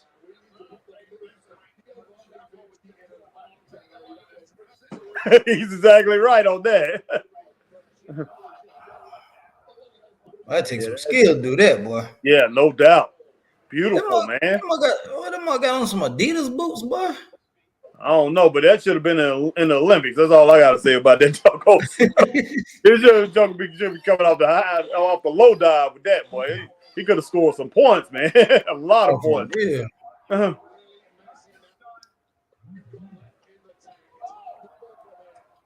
Oh, boy. Nice clothesline.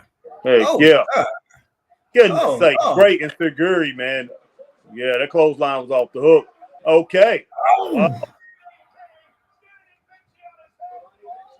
Good Lord. Oh, my gosh. Some good stuff, man.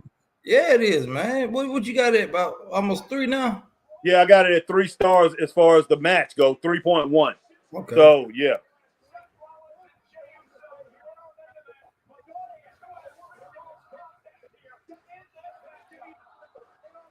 Hey, you know what, Harry? That's something you don't see in independent wrestling very often. 2 out of 3 falls match.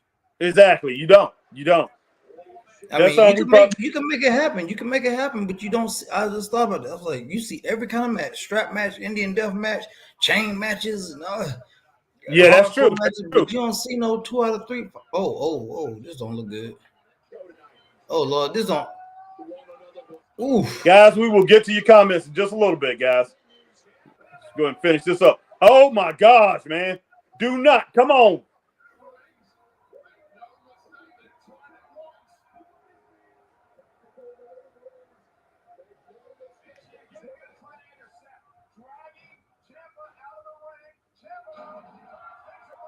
Oh, gosh.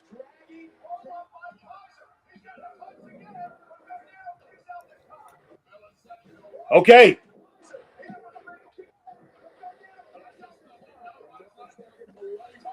Oh, and Kaiser's getting. Oh, man, they about to get him now. Yeah, they are. Wow.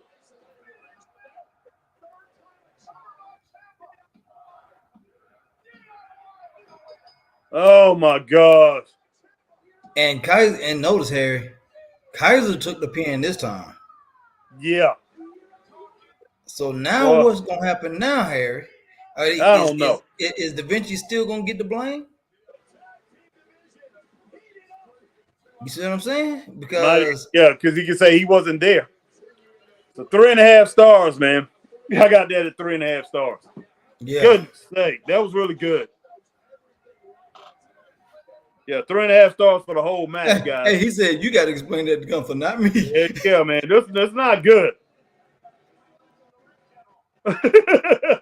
Now I wonder if Kaiser's gonna put a spin on it and be like, oh, because you not being where you need to be, I ended up losing the match. I had to fight 2 against 1. It was a handicap match. Yeah, that's what I think he's gonna do. All right, Magnum says, hey to Braden, Lim Oliver, bring out Abdullah. Also, laugh out loud. You like forks. Shad Van Dam, it's clobbering time. What's up, Shad? What's up, Oos? Oos.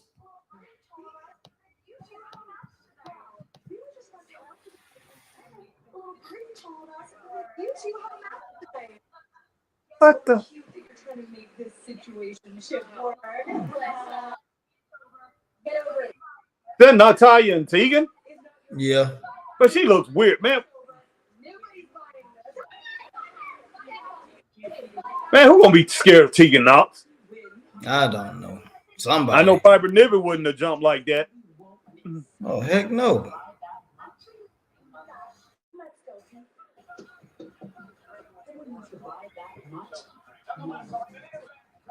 Okay. Neither thumbs up nor thumbs down. It is what it is. All right. Yeah, exactly. Green Roundel, glad to see Imperium take that win. No, they lost, Green Roundel. I forgot it was 2 out of 3. Okay. Jerry Brown, Sting versus Taker. Yeah, Jerry. That's what we're talking about, no doubt. Jerry Brown, I'm happy Sting in the Hall of Fame. Yep. Jerry Brown agreed, Chris. Jerry Brown, Sting, and Bray. Yeah.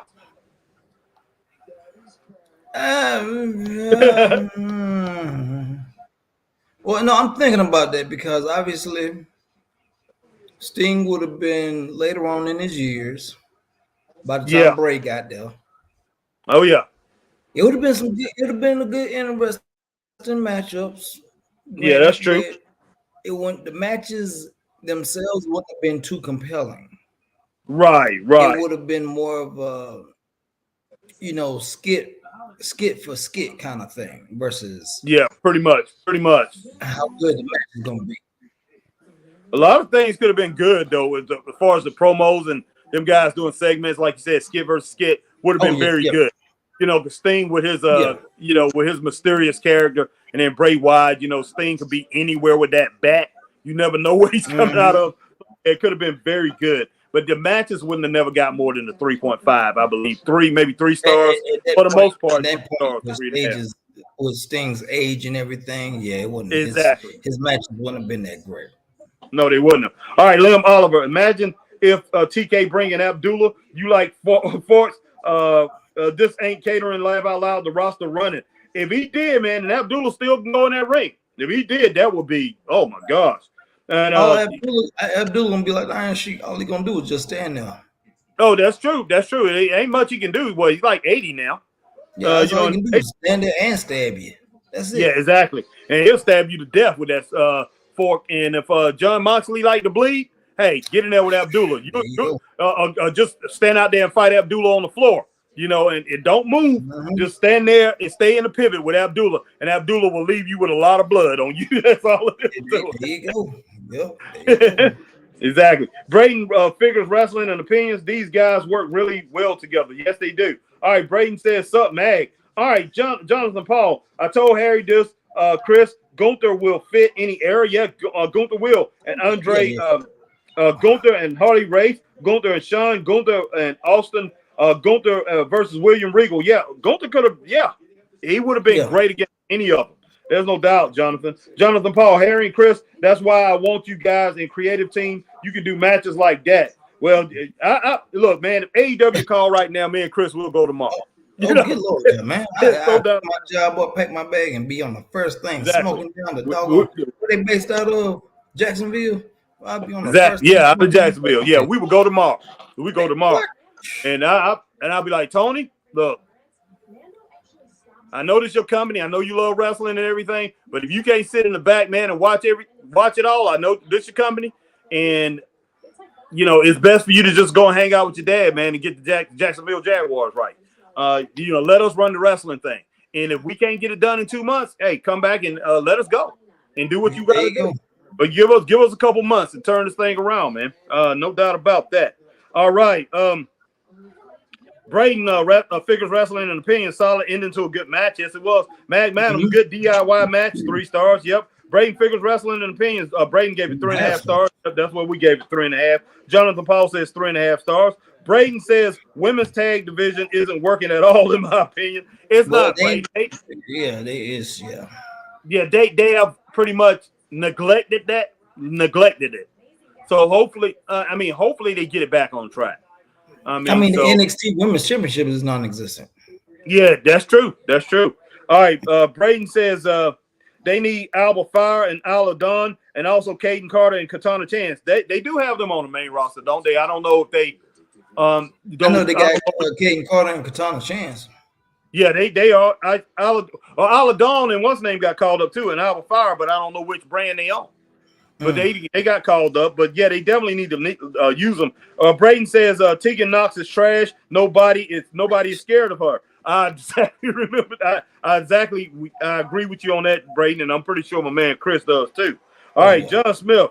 Buffoonery. DIY getting a push in front of Imperium is not cool. I'm with you on that, John Smith. I do like DIY, but I like Imperium a little bit better. I don't know why in the world they doing this. Maybe to push Gunther out there and make him look even more of a king, or I don't know. All right, these Creed brothers, man, they pushing them to the moon too. I can agree with that though, but DIY, I don't mind it.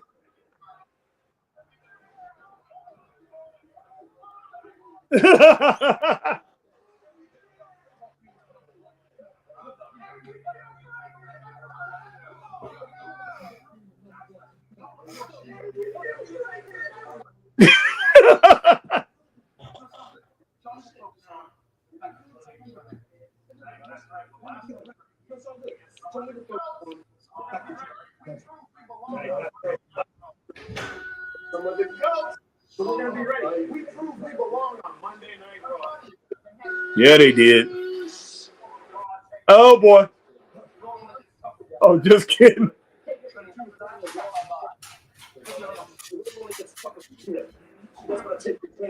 Stop on by. Give me a little.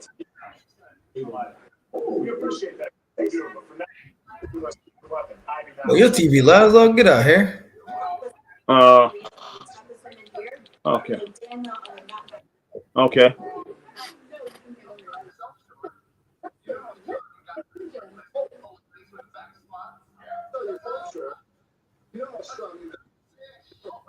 There you go, boy. Tozawa.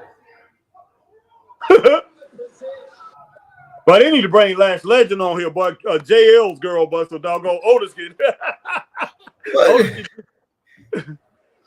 what the heck she doing? Body pressing doggone Tozawa, man. What the? Oh my God. Man, what in the world? He said almost flat TV. What in the world?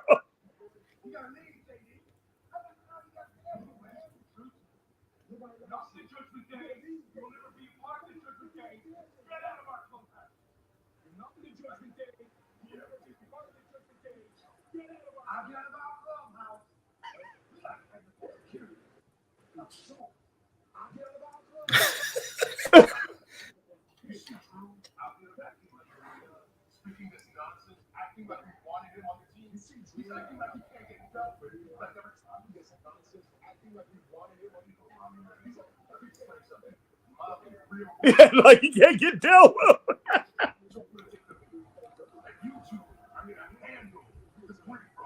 I show them why the judgment they run the tag team division around.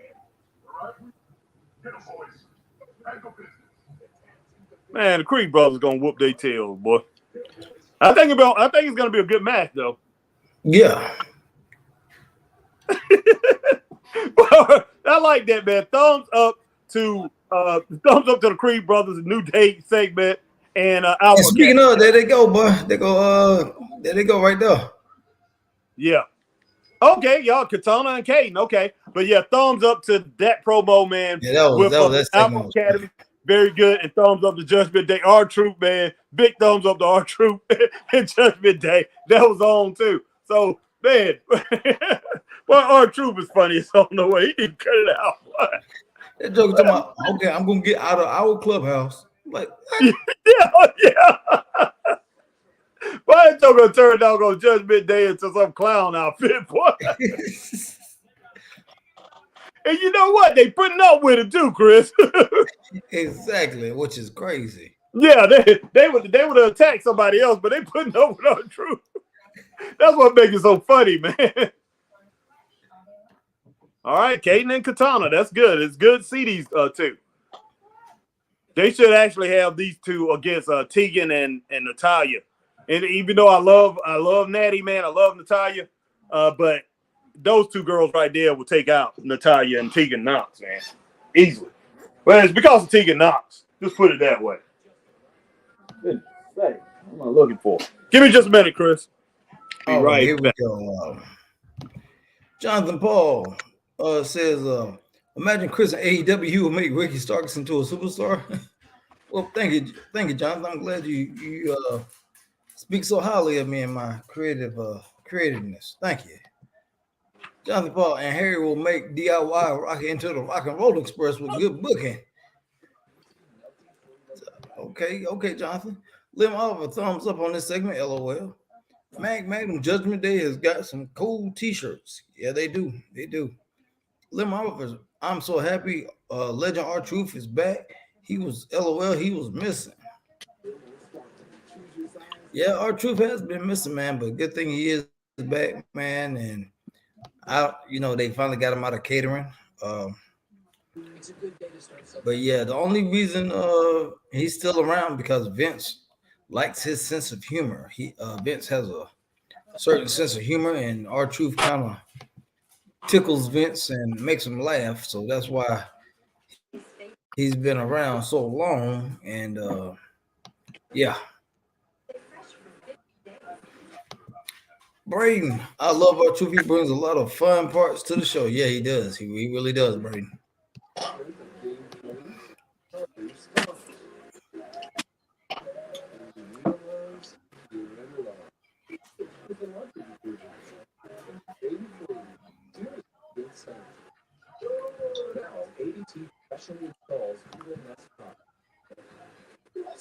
So your home is safe.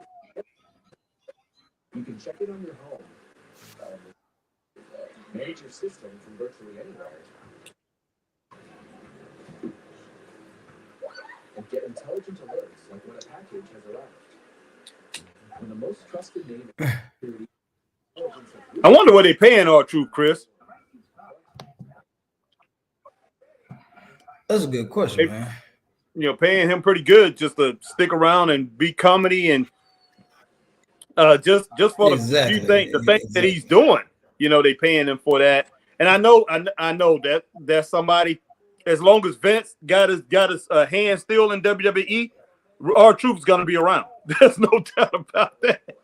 And yeah, like I said, man, him and Vince, they get along so well, man. Vince got a crazy sense of humor, and R-Truth can tap into it, and he makes Vince laugh. So yeah. So that means a lot, man. It really does. Mm-hmm. And the guy can perform in the ring when he has to. He still can perform in the business.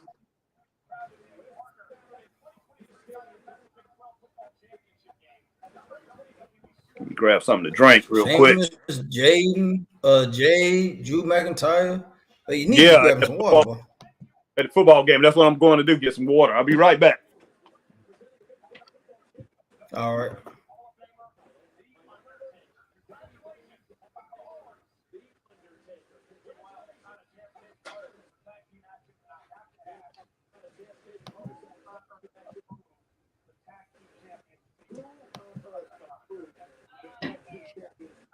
Wow. Okay. Michael Cole sounds like he's a little pissed off that they over there. That's not cool. Okay.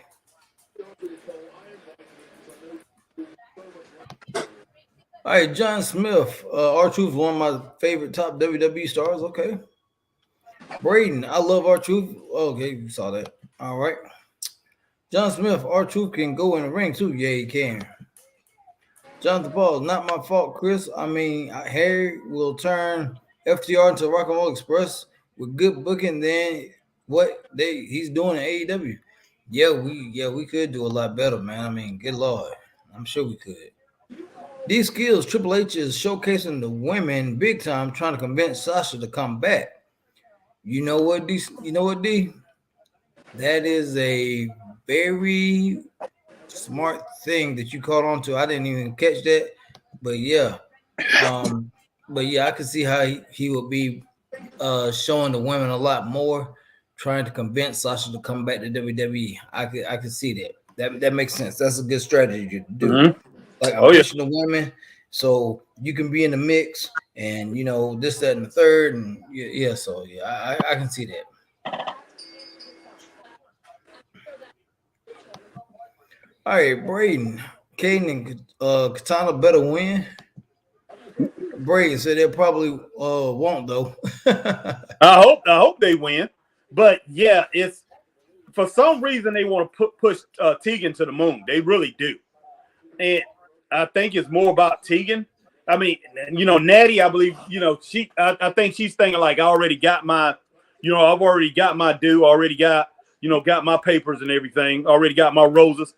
It's time to push Tegan up there to where she needs to be. Mm-hmm. And they are giving Tegan something she don't deserve yet, in my opinion. And I don't think Tegan thinks she has to work that hard for it, man, because I haven't seen no improvement with her. Oh, wow. Ain't seen Natty do this in years, boy.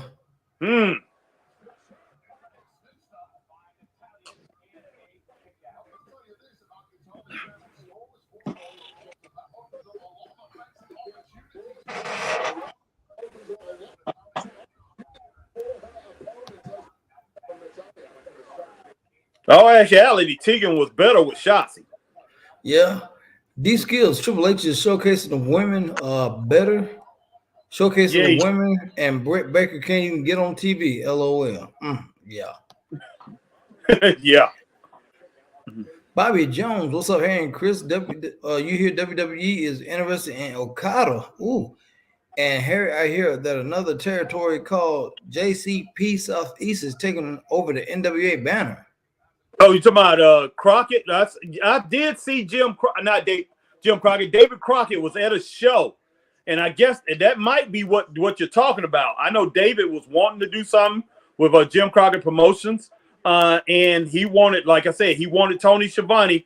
And the next thing you know, our man Tony Khan, he ended up giving Tony Schiavone 3 promotions. Matter of fact, that happened at Ric Flair. That happened at Ric Flair's pay-per-view. Yeah, a couple days later, gave him 3 new promotions, or the next day, or something like that. But it was, the timing was cracked me up. But you know, David, because David definitely wanted Tony to come and work with him. And if Tony would have went and worked with him, I believe, guys, we definitely will be dealing with another company at least on the same level as what NWA is on right now. So exactly.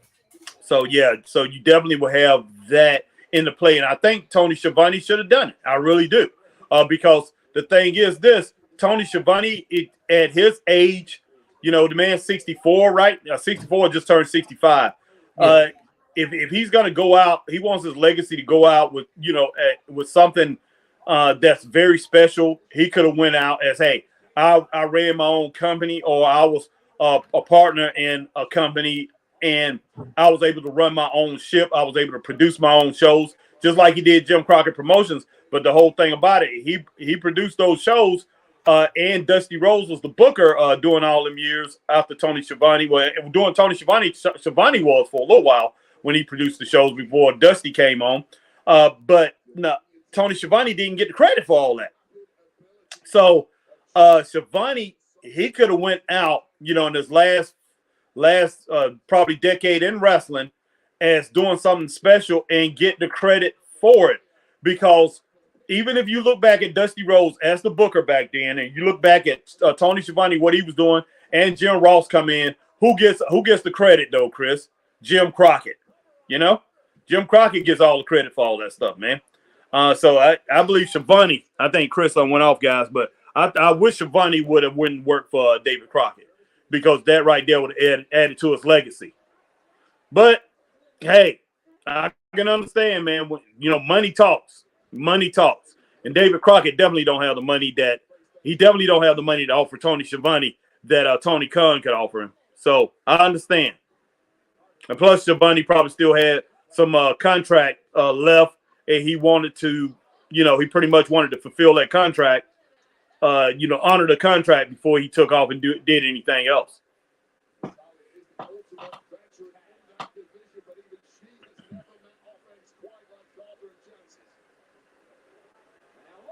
Goodness sake. Oh, snap. I'm going to get us 2 stars, guys. I didn't think Kaden Carter and Katana Chance would win this match. Wow.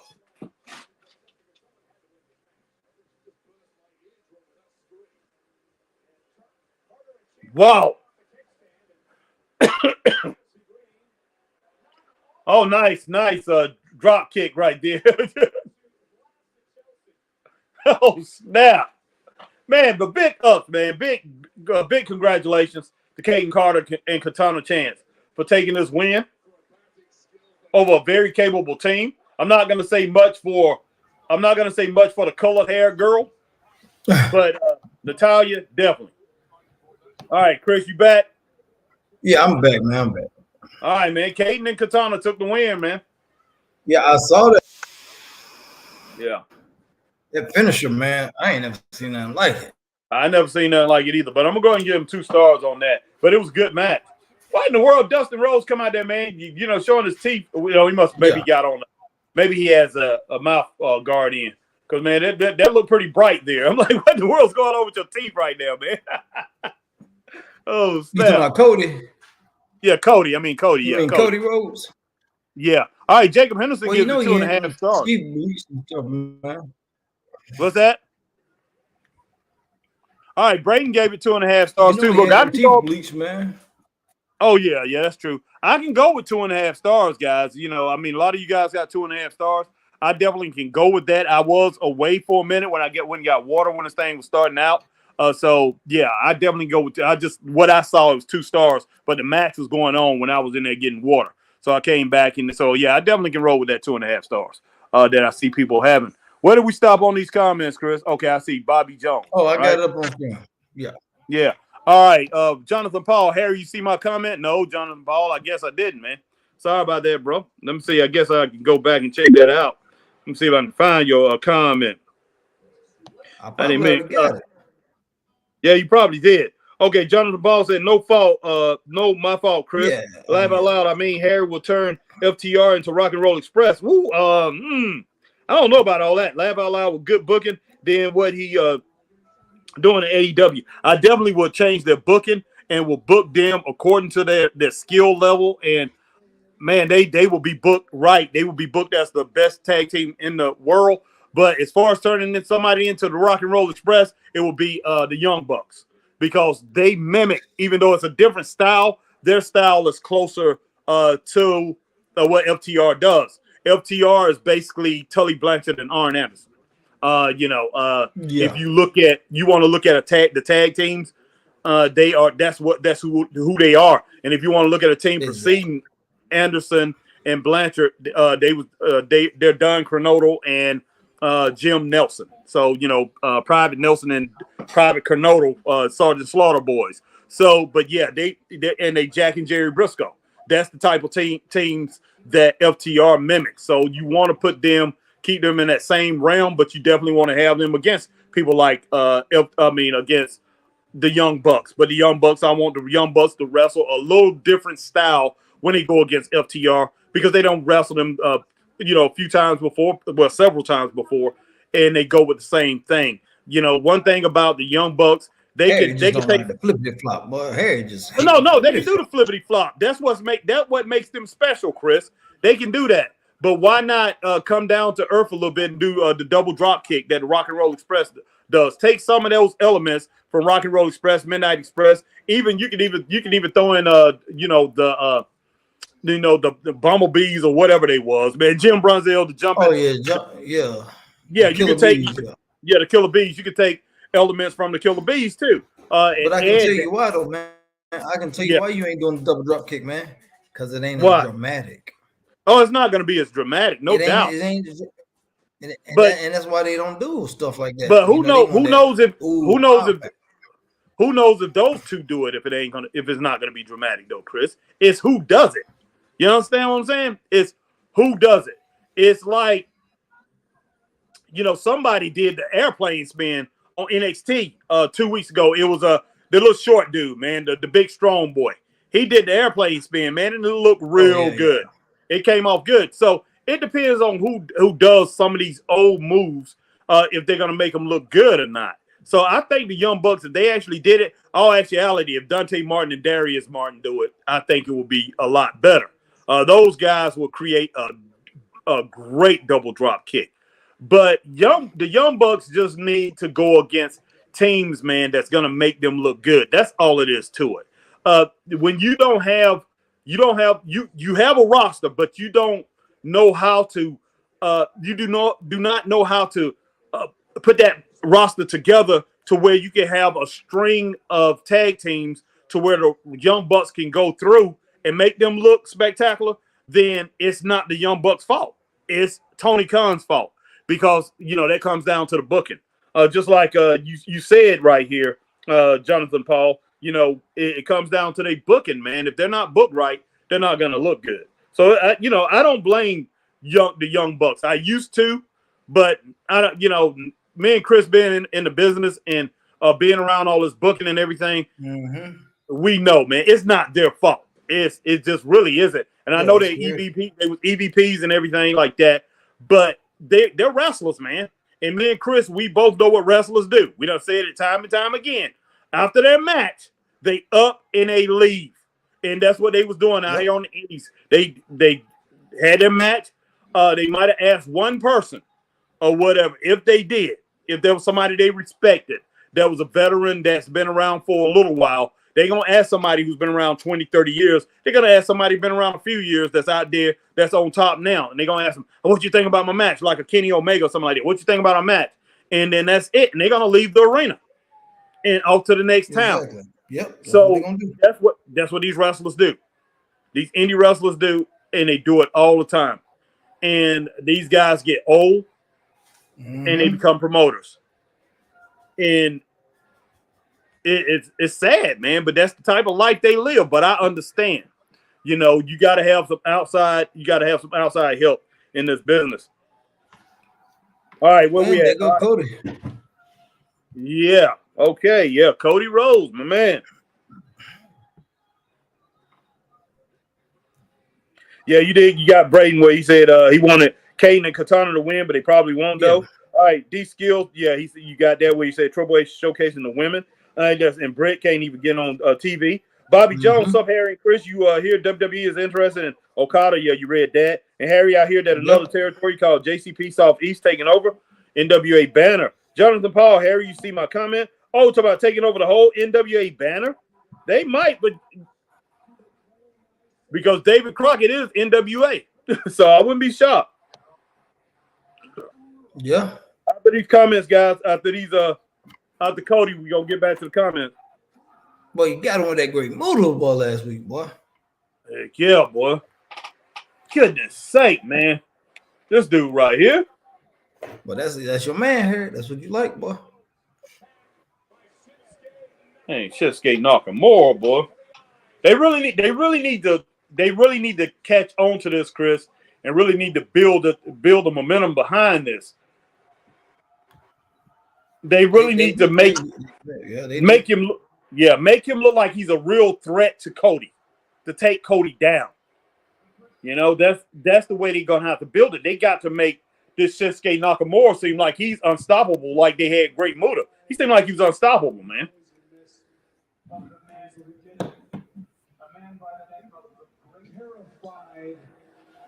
Of the man who did it, a man by the name of the Great Muta. We talking about Muda. All right, turn this down. I'm not pointing, I'm not casting blame. Anybody's fault. But I'm not pointing fingers. I'm not casting blame. If it's anybody's fault, it's my fault. That shouldn't stay not the more. I should have listened. I should have paid attention to the clue. That shouldn't. But that great Muda was a killer, Chris. Yeah, boy. Everybody always talking about him. Kabuki was his daddy. Yeah, yeah.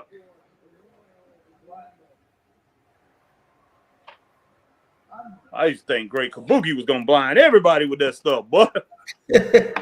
Like Gary Hart didn't care, boy. He didn't care at all. Like you wanted your eyes out, boy. That Great Kabuki. Who was Muda? Who was Muda's manager?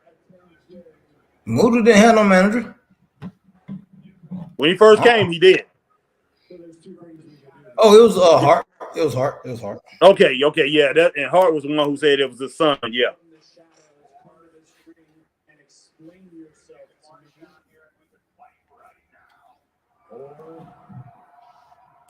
Or you could march down here and we could fight right now. You know he ain't coming down there now. You know that. Hey, no. You gonna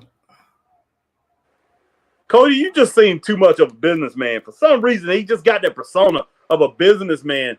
You know, here we go. Oh, here we go. Here we go. He's just too much in the know. Okay. Don't get sprayed again, man.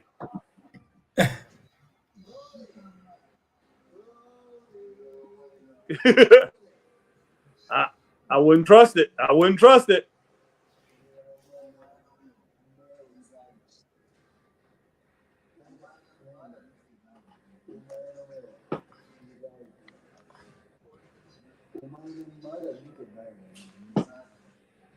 What the heck? Man, this dude here, man.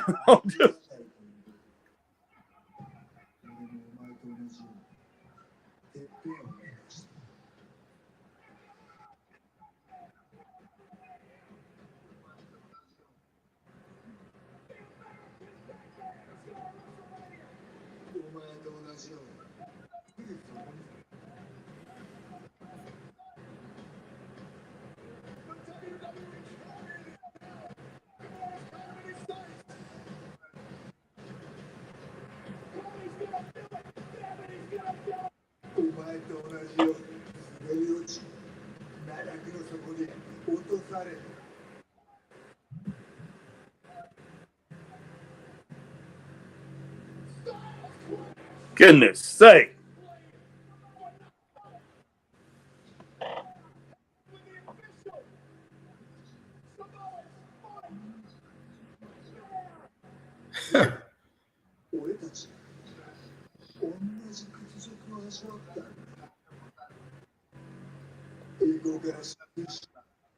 Man, this dude right here is messing with Cody, man. He's messing with it psychologically, man. That's what I love about it.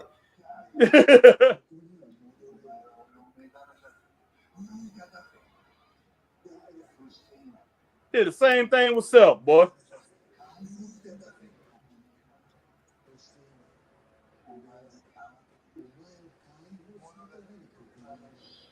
Boy, Cody boy needs to call his boy. Cody should say, I need to call my boy Big Worm. They call Big Worm. Playing with my emotions, boy. Boy, you say you gonna finish Cody's story, boy.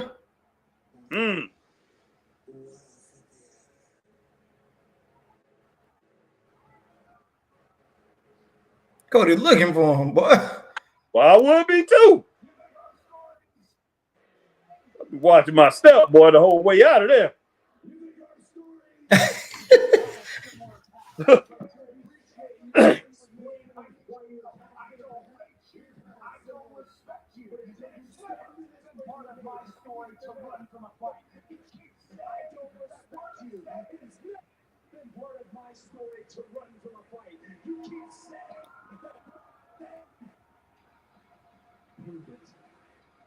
Boy, you're going to take him in the parking lot, boy. You're going to run him over with a car or something, boy. Man, I'd be scared to walk out of the ring. That joke might be under the ring apron. As soon as you just skip out, that joke about come out under the ring apron, dog gonna spray him. Bam! Yeah. Or drag him up under or something, boy. Heck yeah, boy. Who knows, man? Well, that joke mysterious, boy. That was a good segment, man. Double thumbs up. All right, man. Wow. That was crazy. All right, man. Let's get back to these comments. All right, Brayden said Natty definitely showing signs of age. She can't go like she used to. That's true. Yeah. All right, John Smith, have you guys ever seen a show called Wild Women of Wrestling? John Smith, I record it every week, man. That's all I can really say. And I watched a little bit of it, but not enough to really. I really don't even know these women. But yeah, Wild WOW. Yeah, it's on, and I forgot who owns it. Let's see, who was that woman? Who's the person that owns it? The lady that owns it? But I remember Glow. Yeah, they got a wrestling program named called WOW right now. It's doing pretty good too. It comes on Sundays, I think, but it's pretty good. I record it every week, and I've been wanting to get into it. I think I'm gonna get into it and try to cover it a little bit. All right, Brayden says, "WOW women's wrestling used to be great. Haven't watched it in a while. Min Chin started there, and many others." All right, Jerry Brown, how you feel about that, Harry and Chris? JCP Soft East taking over NWA. I like it. It sounds good, man. Sounds good now. Yeah, because I think my man, what is his name, Chris? That own NWA right now? Oh, Corgan. Billy Corgan. Yeah, I think Billy Corgan is humiliated, man. He's pretty upset from what I understand. Okay. Who Adam Pearce talking to, man? Okay, well, do me a favor as soon as you get anything, please call me. Yes, I appreciate it. Man, good, man. I'm just checking on my dog's thing. How you doing? Hey, man. If you back to top problem, don't get solved, baby. I might have to get him too. Get him again, man. Please, you need on the like the biggest match of your life with some vendetta derailing his ass. Come on, Red P. I'm turned up right now. I'm rocking tonight. It's for the world championship. You might get jumped. You might get jumped.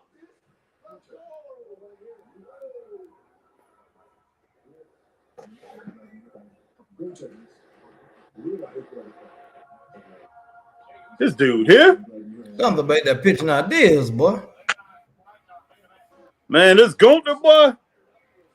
I tell you what, man, 8-weight, 6-weight, 12-weight, 19-weight, 32-weight, Adam Pearce, you better watch out. Man, Gunther's like, hey, if if Randy Orton can jump Nick, I can jump you. And then start beating him down, boy. Hey, man, exactly. Oh, snap. All right, Jerry Brown, maybe now they going to bring more people in Legend backstage, produce a role. Yep, Brayden figures wrestling and opinions. Let's go. Nice win. Brayden says match was a little sloppy, but still 2.5 stars. Decent. Yep. I can roll with that. Magnum women's match gets 2 stars. Not bad. Brayden says I can definitely go with 2 stars. But yeah, I think I'm going to stick with that 2.5 stars. Jacob Henderson said 2.5 stars. Wow, Caden and Chance wins. WWE doing unexpected stuff. I like it. Yep. Jonathan Paul. I'm comparing it, Harry. Laugh out loud. I'm saying you book FTR like Rock and Roll Express. You grew up on NWA, Harry. Yes, sure did, Jonathan Paul. I'm not comparing it. Okay, Jonathan. All right, Manny Ken. What's up, Manny? Manny was on the other night with me yesterday. Chris, do you like Oz character in WCW? Yeah, we talked about that. Laugh out loud. Me and Harry talked about it yesterday. I like Oz about as much as I like PN News, and I can't stand PN News. So and I'm being nice about it. So that tells you something right there. The whole thing about it, Oz didn't stick around long. That character was around for a few weeks, man. Well, PN News was around a day too long, man. PN News was around probably about. He lasted 4 or 5 months in doing that. And that was 4 or 5 months too long. Well, they started booing him. And then they got rid of him. They started booing him, man. His raps was the same all the time. But overall, it's people talking about him today. It was the thing that you sent me. But there was another post out there, people talking about him. And when it boiled down to it, the guy could wrestle, man. It's just that gimmick. But still, man, and I will say this, and there was a guy who pointed this out. He talked about similarities in wrestling and people that took other people's gimmick. What's the name came right out of him? Cena came right out of him. The same gimmick. When I first saw it, I wanted to dismiss it. I did dismiss it, Chris. I was like, that's PN News, but I did not want to put.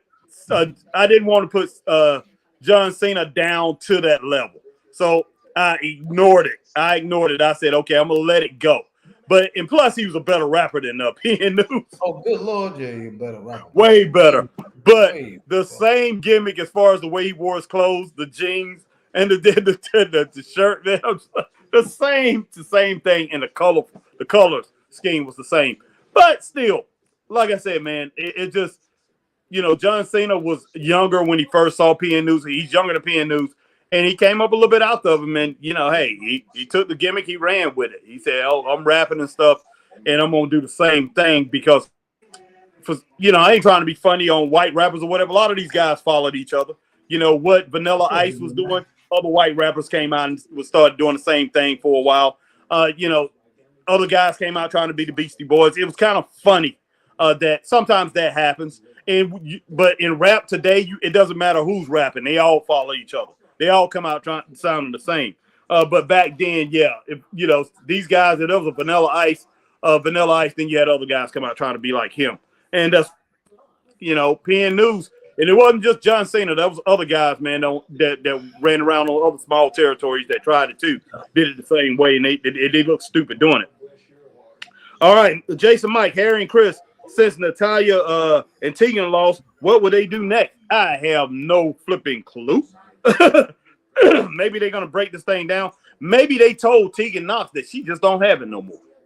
And you know what? Natalya, being her friend and everything, Natalya probably said, "I'll take this pin." She probably said, "I'll take this pin." Natalya don't mind doing that, Chris. She's that type of person. All right, Jonathan Paul says 2.5 stars for women.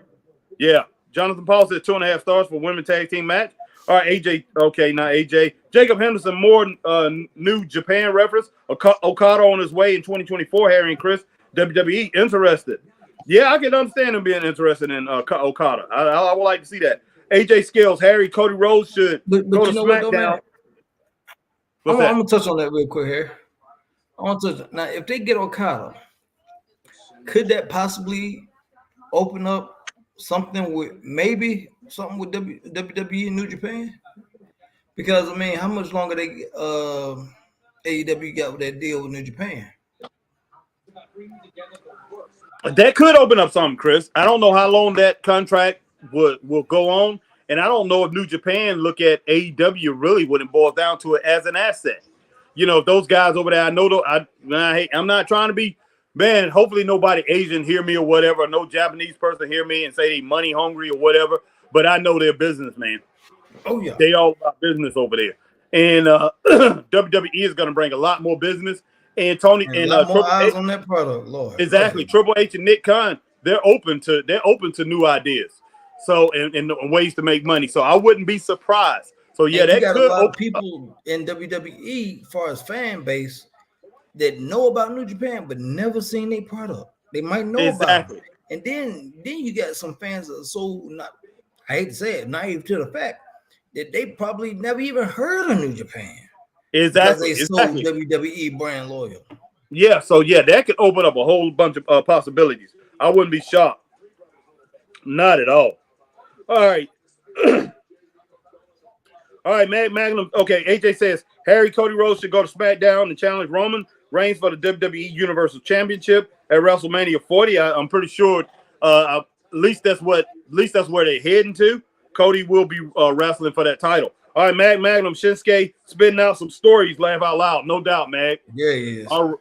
This right here should be a good match, guys. Let me finish up these comments, and then I'm gonna watch this match and get to your comments after. Jacob Henderson, we need more psychology back in wrestling. Thumbs up, no doubt, Jacob. Yeah. All right. Boy.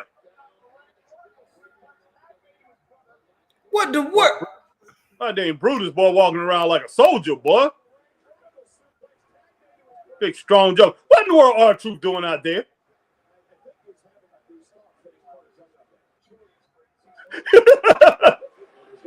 This is cracking me up. Boy, they're gonna attack R-Truth now, boy. But Don been up there for about 20 minutes, boy. Yeah, boy. Blood gotta be rushing to that Joker's head, boy. It look like I'm out of here. Shoot, yeah, boy. Wow. Madam, here comes the Judgment Day. Boo Brothers laugh out loud. Wow. Oh, nice. Takedown. All right, Jerry Brown, thumbs up on Cody's promo. Yeah, no doubt.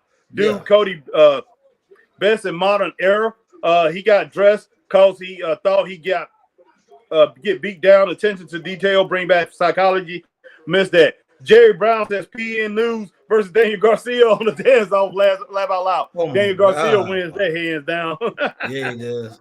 Yeah, Jason Mike. WJ, what's up, Jason Mike? Jason, Glad that you what's joined happening, the show, Straight Up Wrestling Show tonight. And my man Ben Lascuz. All right, Jason Mike, WWE and Muta working with each other, for Japan base. And Ben Lascuz says, speaking of rapping, where's the acclaimed Harry and Chris? Shaking my head. All right, Ben. Oh, actuality, I need to put me and Chris's song up. I need to go ahead and finish that out. It's already done, guys. I just got to go ahead and put the beat down, put the track down, and pretty much put that in as our opening segment. But yeah, man, this right here. Yeah, these guys right here are definitely technical, man. I would love to see these guys right here in a three-way, in a six-way tag team What match. in the world, R-Truth? Three-way tag team match with team up with Chad. With Chad Gable. Well, R-Truth, but this guy here.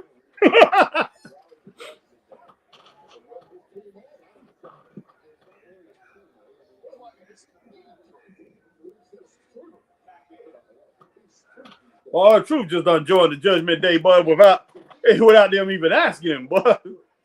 He done started bringing TVs in the clubhouse, old school TVs too. Talking about almost flat screen, man. What? Yeah. That was almost a flat screen, man. What the? Whew. R-Truth, boy, he's something else. Man, the Creed brothers are wearing these guys out, Chris. Yeah, they are, man. Well, giving them a wrestling lesson, boy.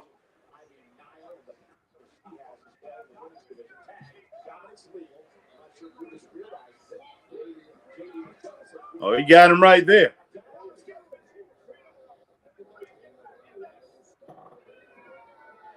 Oh, snap. That was a nice move, though.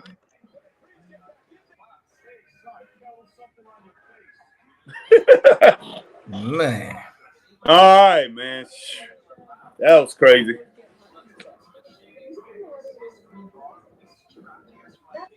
Jason Mike, Acclaim not here because Harry finished the album Laugh Out Loud. Yeah. Jerry Brown, Creed brother, and Chad Gable, Harry. Yeah. Chad Gable band would be, I would love to see those guys team up with Chad Gable, in a 6-man. That would be outstanding. And you know what? They can learn from Chad Gable. They can learn. I know they know a lot. They know a lot, but they can learn from Chad.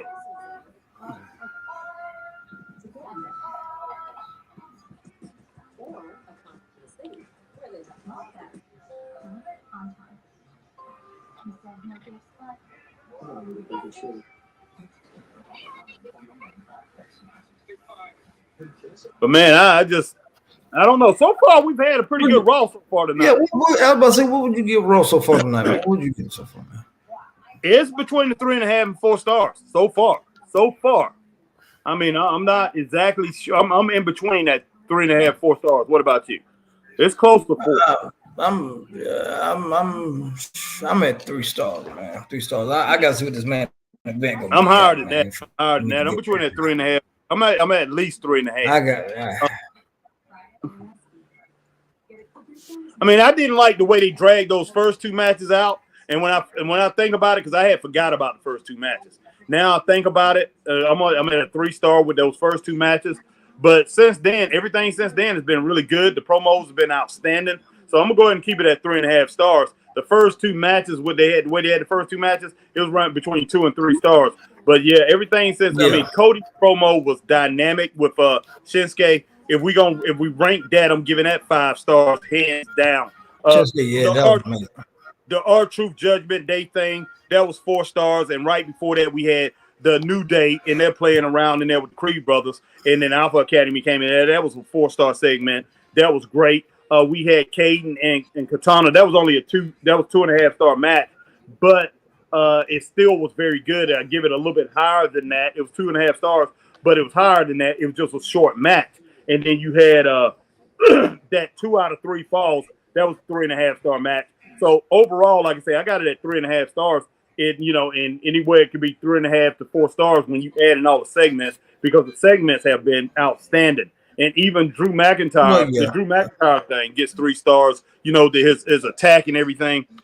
In that match with him and who did he wrestle? He wrestled Sami Zayn. Sami Zayn. That match was a 3.5 star match. So yeah, I got 3.5 stars. It's been pretty good. Besides, like I say, the things, stuff has been too long. Those first 2 matches were long, but overall, it's been really good, man. Yeah, I got around 3.5, between 3.5 and 4 stars. It's it could get to 4 stars if it ends strong. Like this match ends strong, and then maybe have the main event end up strong. But that remains to be seen. All right, be right back here. Be right back. All right, man.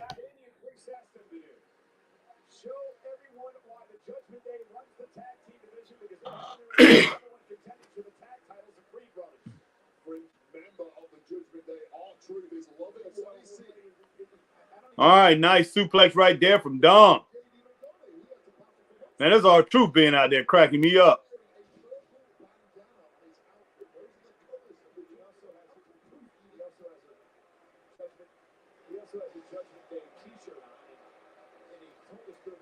Waiting too long, Dom.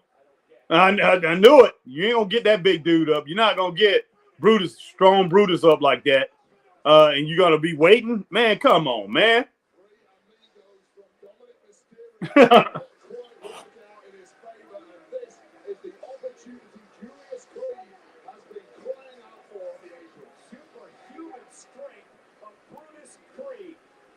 Trying to make it in the corner to tag in Julius. Dominic Mysterio, can he make it to JD McDonough?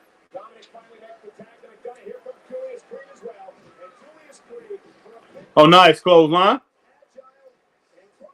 Wow. Goodness sake. That kid is strong, man.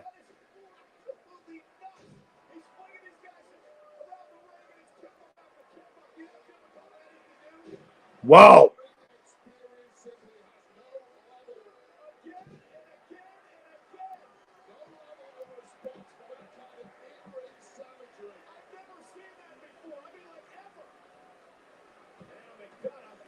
The double team. But Julius Creed is fighting back.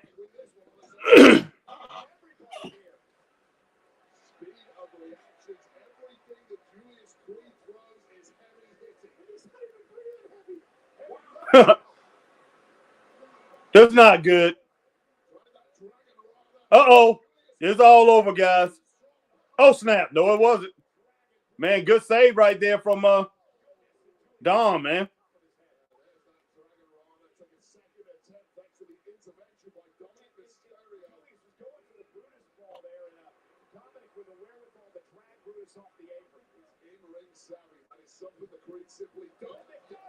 Okay.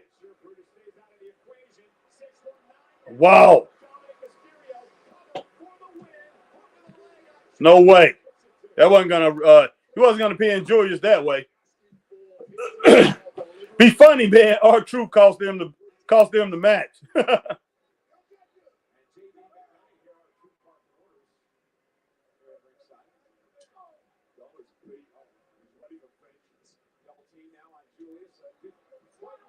Oh, nice.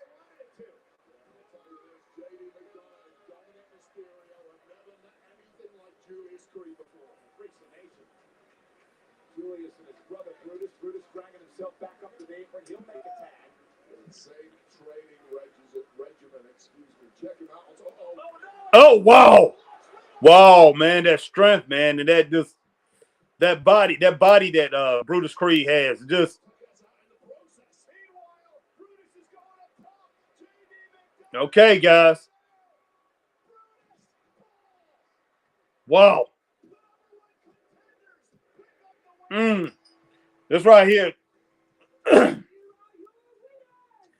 I got it between, I had like 2.6 to 2.8, man. So basically, if it's 2.8, I'm giving it 3 stars. I got it between 2.5 stars and 3 stars, man. But look, I think I'm gonna go ahead and go with 3 stars on this match. It was good. It really was a good match. Yeah, 3 stars. I have no problem. That's a C, a C. 2.5 could be a C minus. I'm going with a C, a little bit over a C on this match. So I have it like 3.1. I think I'm gonna go ahead and give that as the final judgment. 3.1 with this match. So I give it 3 stars. Straight up, 3-star match.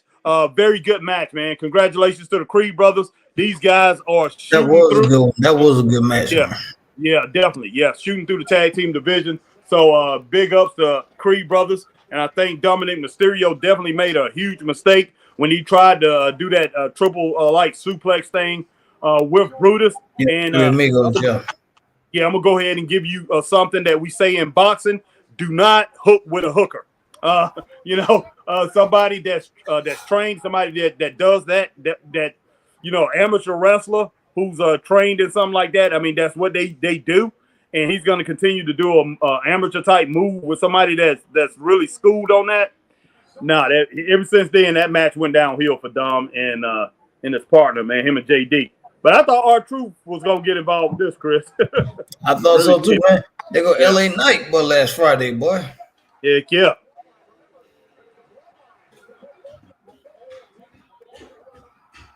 For LA Knight, boy, you don't need to get involved with no doggone Randy Orton. Man, Randy Orton would doggone RKO you without a second thought.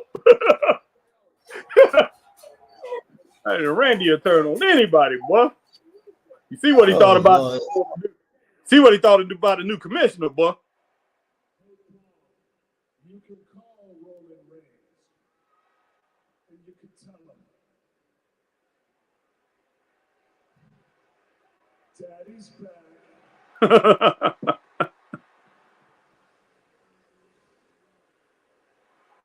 So, look, I'm going to get a big title match, so I won't keep you. But I wanted to say this to you so you heard it directly from me. I invited CM Punk to be here next week. I'm signing to an exclusive Raw contract. No. Zip it. I don't give a damn, all right? You do what you got to do. But when he shows the world his true colors, and when this blows up in your face, you do me a favor, all right? You stay out of my way when I do what I got to do. Deal? Fair enough. Good, because what I got to do right now is get ready for main event Jey Uso. I got to get ready to defend my World Heavyweight Championship against one of the best in the world. You talked about it already? Well, hey, your TV loud as all. Get out, boy. Had to turn it up for that, boy.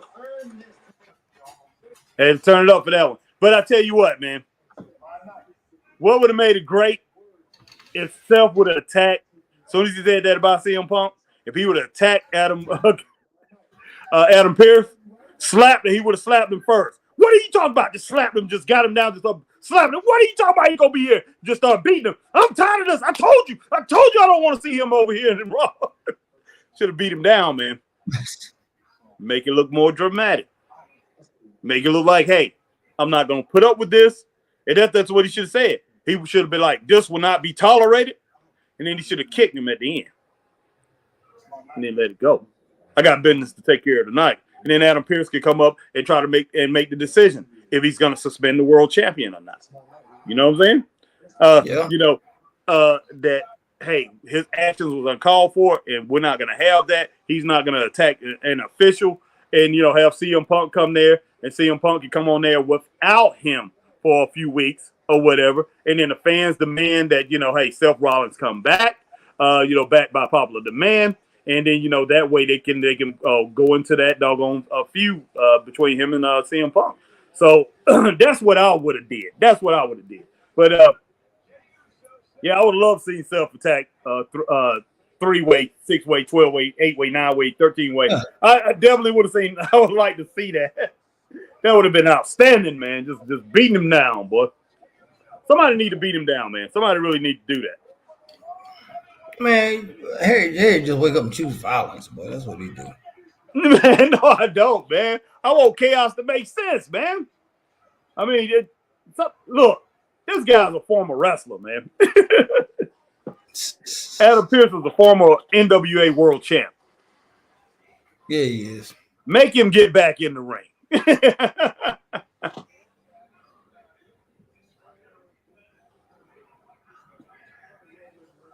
Man, Randy Orton, boy. Randy, you know you're not going to get that title.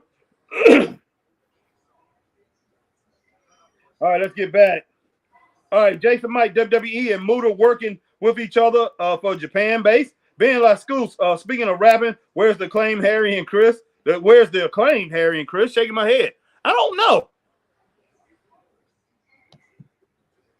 They have been off AEW TV for a little while. Just a little while, for a few weeks, couple weeks. All right, Jerry Brown, Creed Brothers, and Chad Gable, Harry. Bobby Jones, Chris, and Harry, you ready for part 2? Is Andre Chase a gambler tomorrow? Man, Andre Chase, if he can deliver another promo like that, man, they need to put him at the beginning of the show tomorrow, man. All right, Jacob Henderson. Oh, boy, Chris, you missed that 4-way on NXT. Was incredible last 2. Chris saw it. Yeah, I saw it. We did the show last week. Oh, wait a minute. Did you do the whole show? No, I didn't do the whole show. I had to go to bed. Oh gosh, man, yeah, it was really good. Yeah, the whole show was good. All right, yeah, the 4-way, you did miss that. Magnum, great Creed, bro. I meant to tell you to go back and watch that, the ending of the show, the last couple matches. I mean, it was an outstanding night. All right, Magnum, great Creed brothers match, 3 stars. Liam Oliver, it was standing, but can't gap. Oh, it's. You talking about outstanding, Liam Oliver? It was standing, but can't beat Gap Band. Outstanding classic jam. Laugh out loud. Yeah, outstanding. A great song, man. Liam Oliver, 3 stars. Creed Brothers match. Yep. Jacob Chris, when is the Jey Uso and Seth match? About to come up. I believe next. So. About to come up next. So yeah, we got 30 minutes left. I don't know if they're gonna take up the whole segment, the whole night, the rest of the night, but most likely they will.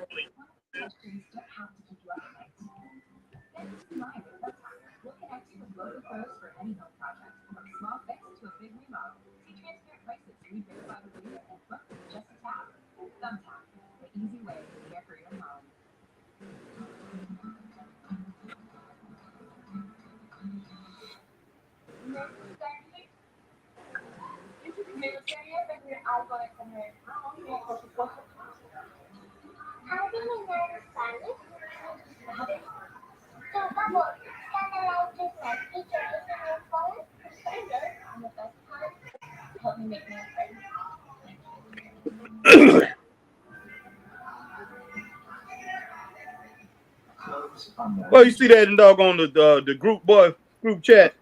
I put the original WWE Network on there, boy, today. Oh yeah, them doggone videos. Yeah, boy, the original WWE Network, boy. Yeah, that is true though, man. I remember you used to walk into Blockbuster and some other places, man, and like what was that store that they had? Remember they had a store in the mall. I can't remember called it. It was Hollywood movies or whatever. They had a little section, WWE section in there too. But it had all the videos and stuff like that. But yeah, that's, people used to be buying those videos like crazy too, because yeah, you didn't have streaming services and all that. There wasn't no WWE Network. So yeah, people would buy the videos, man. The WWE videos and WCW videos, even though WCW didn't put them out as frequent. They just wasn't smart with that. Oh, here we go, Harry. It wasn't truth. Those Creed brothers are the real deal, man. You would say gotta watch. Oh wow.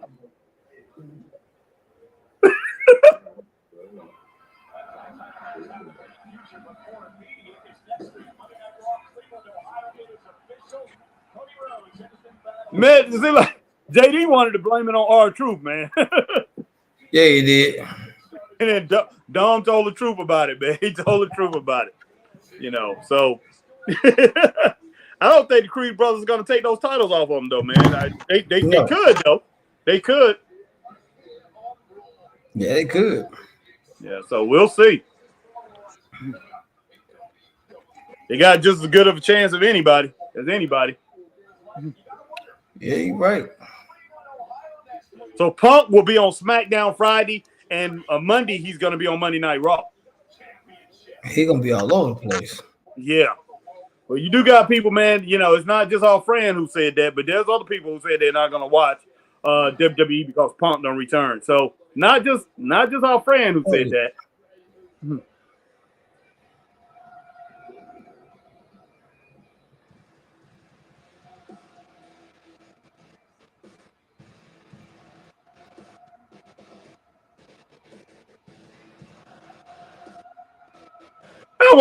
Man, is there secret parties that this dude go to?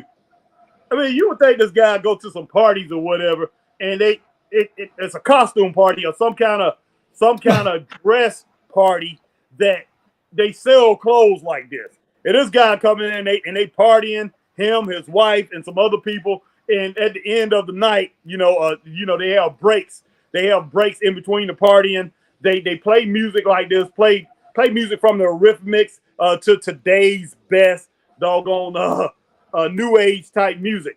And they throughout the whole night, these guys can go over and purchase. They stop and have breaks in between the dancing and all the psychedelic stuff. And these guys go and they buy and they purchase new items that they want to get. They come in and sell, be like, I want that one right there. You know, I'm gonna be wearing that on Monday Night Raw.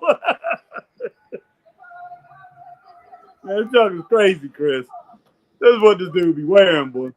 Not too bad tonight. He ain't as flashy tonight as he usually is, Chris. No, he really ain't. Yeah.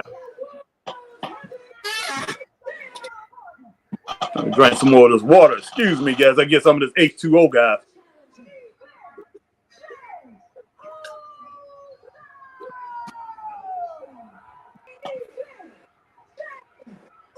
Hey, man, event Jey Uso, boy.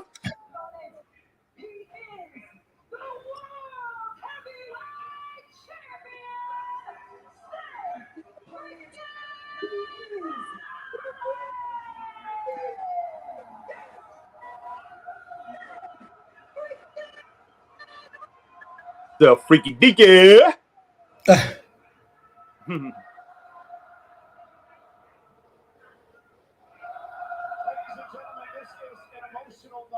Jey Uso. It was 14 years ago today that Jey Uso's uncle, the late great Umaga, passed away. And Jey dedicated this match to his late uncle.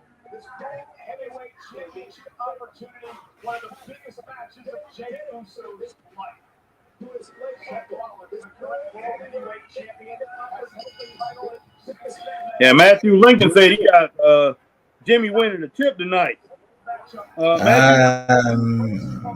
Over there on our Facebook page, but he meant to say Jay, but nah, I don't have Jay winning that title tonight, even though he's wrestling for Umaga, but I don't think so, man. I don't see that. I don't see that. Yeah. We appreciate everybody hitting that like button, even though Chris and I haven't been saying anything. A lot of you guys have hit that like button tonight. Yes. We definitely appreciate that. But yeah, if you just now coming on and you here for the first time, man, you seeing Chris and I, even if you're not here for the first time, guys, we want everybody, man, that's coming on Rocking with the Straight Up Wrestling Show to hit that like, share, subscribe button. If you're on YouTube, do the same thing. If you're over on Twitch, same thing that you do over here on YouTube. If you're on X, formerly known as Twitter, hit that like, share, tweet, and retweet. And what else, Chris? Follow the Straight Up Wrestling Show. No doubt about it. And on Facebook, hit that like, share, join, guys. We definitely appreciate each and every one of you guys coming in, man. You guys are our fans, our friends, man. Not just our fans. We treat you more than that. That's why we try to get to all your comments, because we want you guys to be a part of the show. Without you guys being a part of the show, me and Chris on here just talking a bunch of crap, just flapping our gums to each other, and that would not be a fun show, guys. Yeah, you guys are part of the show, man. You are the ones who make up the Straight Up Wrestling show. You are the Straight Up Wrestling family, and we appreciate each and every one of you. There you go. Let's see.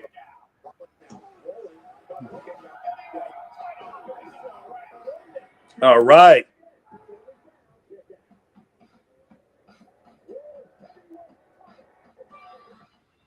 All right, guys, do what you're gonna do. Do what you're gonna do. I know, right, man. This is a slow deal. This is a slow deal. Exactly.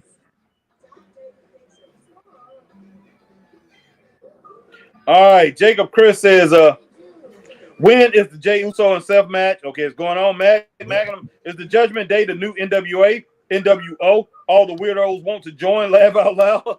Oh wow. Yeah, they look. I don't think what it look like it's turning into, man. I hate to say it. Yeah, well, to tell you the truth, I don't think Triple H is gonna let it get there. But man, yeah, that's something look like AEW really was trying when they first started. Man, they was, with all the factions, and they tried to build these huge factions. They're trying a new NWO type deal. I think a lot of people want to do it because, just like Eric Bischoff said, the reason they didn't quit it when there were signs that they should quit it, he said business was too good. But hey, we know what they say about things when it's too good. So he said business was too good, and yeah, that business was too good, and it's too good for people out here in the business, even out here on the indie scene, to resist that pull of what the NWO had. Can I pull off another NWO type thing in my promotion? I definitely would love to have that. I mean, it took over the whole wrestling world, man. It was all over the place. It was a phenomenon. Yep. Only thing I can really say that was bigger than that I've ever really seen. A lot of people don't when they think about the biggest thing in wrestling, the biggest things that happen in wrestling, first they think about, and this is even past Hulk Hogan and the Rock and Wrestling connection. They think about Steve Austin with the Austin 316. That was huge. That was huge. And then I'm gonna go with Rock, all the promos he done, but even bigger than that, I would say Rock, the Rock and Roll connection with Hulk Hogan. I would go with that 2 and 3. First Austin, the Austin 316. That's the biggest thing I ever seen. But then you have the Hulk Hogan Rock and Wrestling connection. Then the Rock, all his promos, everything that he did, people was really in tune to that. People really gravitated toward that. But outside of that, what really led to all of that, that NWO thing. The NWO was huge, man. I mean, everywhere you went, you go driving down the road. I don't care. I just know everywhere in Greenville, in just about every sports shop, there was a big NWO shop. There was a big NWO shirt that was right in front of it. Every sports shop that I saw. So for a while there, man, that thing was all over the place. And the only thing I can really say, one thing, and I'll say, I'll take that and I will put that past Hulk Hogan's Rock and Wrestling connection. Only thing that was bigger than that to me in wrestling, and I've been watching wrestling a long time, was that Austin 316. That's the only thing bigger than that. But did it sell more than the NWO shirts? No. That NWO thing was huge. And then he went with that Wolfpack, and that Wolfpack pretty much, that didn't work, but the Wolfpack sold a lot of shirts too. But yeah, nothing was bigger than that NWO thing. And even when it was dying, it still was selling huge merch. So yeah, only thing that could rival that is Austin 316. And I'm gonna say Austin 316 rivaled it because it rivaled it from TV views. It didn't rival it from merch sales, but TV views, it definitely did. But that NWO thing was just, it got out of hand, but yeah, they made a lot of money out of it. And I can see how Eric Bischoff got caught up in all that, everything that was going on. That's nice. But yeah, he got caught up. This joke out, boy. Yeah, yes, he is.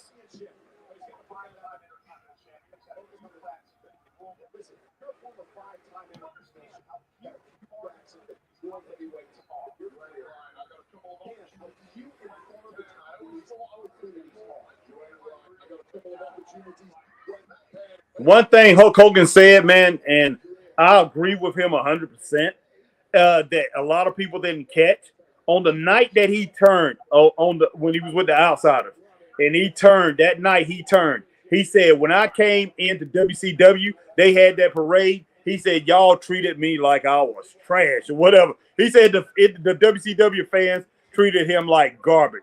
And he's exactly right, man. They didn't treat him like garbage.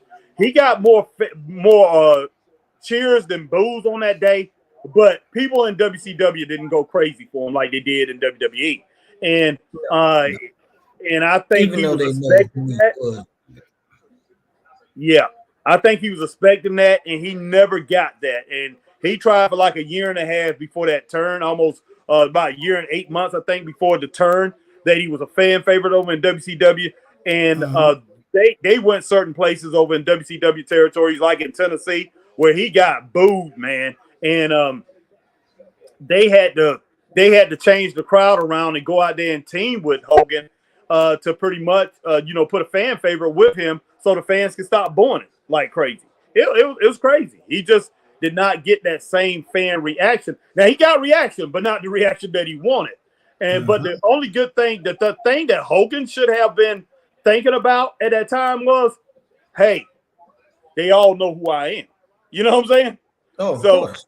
that's what he should have been thinking about. Like, man, wow, these people hate me, man. I mean, they literally hate my guts. And I'm talking about everybody. And so he should have took that as an indication that, hey, they all know me. Because when Flair went to WWE, man, came out there with that world belt and stuff, and people were booing him like crazy. The people that was really wrestling fans, they knew who he was. And, they was booing him like crazy. And I tell you what, that built, I'm telling you, that boosted Flair's ego like I don't know what. A lot of young kids that probably was there didn't know who he was. But, yeah, he come with that belt, and they call him the real world champ. But, yeah, Hogan should have, took that and ran with it and tried to figure out a way to try to grab the wrestling fans. I mean, like when Flair went to WWE, man, they were going to actually have the main event, Hogan and Flair. Yeah. God won them WrestleManias, won the early WrestleManias, but it didn't happen. No, it didn't. It was a mistake. They should have done that because that was a dream match. Well, they was building to it, man, but I think Hogan had got hurt or something like I forgot what had happened to him. He took some time off. It was really dumb because they had like 5 or 6 house matches, Chris, right after Flair got there, and nobody had won. Wow, that was. Ooh, I was about to say they ain't gonna be good. No. Oh God. Wow. Good. But they had a series of house matches, and they was really good, very competitive. I think Vince would have he was going to do a lot more with that feud than Eric Bischoff did. Eric Bischoff really didn't know what to do with it. And at that time too, man, especially with Flair and WWE at that time, man, that was like unheard of back then, man. Oh, heck yeah. You were like, Flair, Hogan? We actually get to find out who is the biggest star in all of wrestling. And a lot of those fans, like say, WTBS is all over the world. Superstation was all over the nation at that time. So the real fans that really watched it, but you had fans, because look, everybody gonna know who he is. They're gonna know his face because remember wrestling books back then. No ins and buts about it. What did man do when they went? Wives used to take them grocery shopping. They went to the racks, man. They went to the news racks, and those wrestling books, Bill Apter, those magazines, Pro Wrestling Illustrated, all those magazines was in Pro Wrestling, the Wrestler, Pro Wrestling Illustrated, and Inside Wrestling. All those magazines came out of New York. They was published in New York. Who was on the front page the most back then?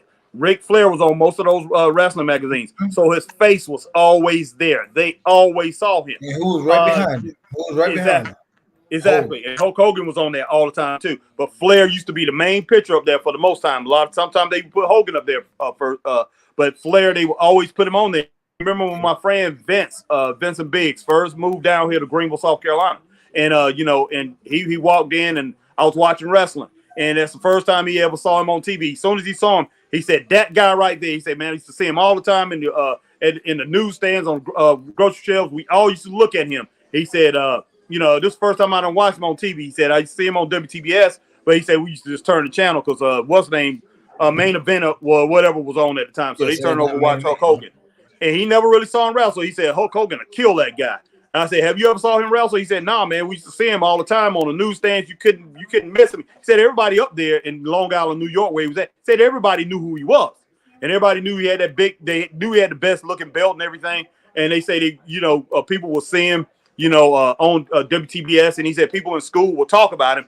This one was in 12th grade. He said people in school will talk about him because he said some people used to watch all the wrestling they could get, and he said so a lot of people used to be talking about him at school. He said, but most of them was just WCW or WWE, WWF fans, and he said all they could think about was Hogan could kill this guy. And he saw Ric Flair wrestle. He was like, "Wow, this guy can flat out wrestle, man." And I was like, "Yeah, they ain't." I said, "It's not just about size." He said, "You said you're right about that." He said, "It'd be good to see those two hook up." And then finally, when there was a chance to see those guys hook up, and like you said, man, I'm pretty sure all those fans up there at WWE was ready at that time to see that happen, and they was not able to see it. It was a big letdown, man. It was a huge letdown. Because, man, could you imagine the numbers they would did at WrestleMania? Hogan and Flair. Heck yeah, Flair wasn't out of his prime. Well, Flair was barely out of his prime. Flair was probably a year out of it. But he still was wrestling top-notch matches at that time. And Hogan was probably right at the end of it, right at the edge of it. But both of those guys was top-notch wrestlers. They still, man, goodness sake, no telling what they could have done for the business. Can you imagine the spotlight that would have put on wrestling? That would have been an Ali. That would have been a Muhammad Ali, Joe Frazier type thing, Rumble in the Jungle. If they did that for WrestleMania, and think of the media press the media coverage they would have got for that. Would have been huge, man. Because Flair used to go on those. He used to be on, those night. He used to go on those night shows too, man, and stuff like that. Just like Hogan did, He was on Jay Leno and things like that. So he was known. He was known too. It's just that WCW wasn't as known as WWF back then. But man, they both was huge. But Hulk Hogan was the biggest guy. But a lot of the people that watched wrestling, like we always said, WWF, Hogan had that machine behind him, man. Yeah, he had that machine behind him. And they were plugged in with NBC back then, and NBC was like the place to be on TV. Yes, it was. Yes, it was. And they need to get out worldwide. Yeah, and right. WWE had that connection, and still does to this day. So that was like, okay. But still, I gotta wonder about Hulk Hogan back then, though, man. If Hulk Hogan did that, just not to have Flair on that in that match, that WrestleMania match. No, it wasn't Hogan, man. It wasn't Hogan. That's what they said. It wasn't Hogan. No, So I don't know how. It was some people in the back, man. It was some people in the back that just had change of plans and just like, we need to do something different. Wow, and man! They killed it, man. Man, I was like, that was the biggest mistake ever. Yeah. All the magazines, Bill Abner, Stanley Wesson, all the guys, man, and just not just them, a lot of fans and everybody, man. Everybody was saying they made a huge mistake when they did that, But that was the biggest story because Flair came in and they first put him in. And, because I remember the first when he debuted, he wrestled Jim the Anvil Neidhart. Then the next week he came up and he slapped Roddy Piper on TV. He had his little thing with Roddy Piper. He beat him. They had a series of matches. He beat Piper. And, Piper wouldn't let Hogan go over on him. But, Piper already knew Ric Flair for a long time. They had a long feud in Mid-Atlantic Championship Wrestling for a long time in Jim Crockett Promotions. But, they was friends from years ago. But, yeah, Flair came up there, man. They, and then the Royal Rumble win that set him off too, man. That that was huge, man. When he did that Royal Rumble win, that put Flair on that put him on a rocket ship, boy. Yeah, he was the second man in? The third or he was fourth? second. No, he was second. No, he was third or fourth, man. Okay, but he lasted longer than anybody at that time. He had the record as long as lasting for a long time. But yeah, he went in there, man. He just Yeah, he looked good. Yeah, I think he said at the time he was in his 30s. No, he was Yeah. 40. He was 41, I think. I think he was like 41. What year was that? That was in 88? no man, no, that was 89? That 90, no, 90, 91, wasn't it? Yeah, 1991. 91, So, yeah. yeah, 90, 91.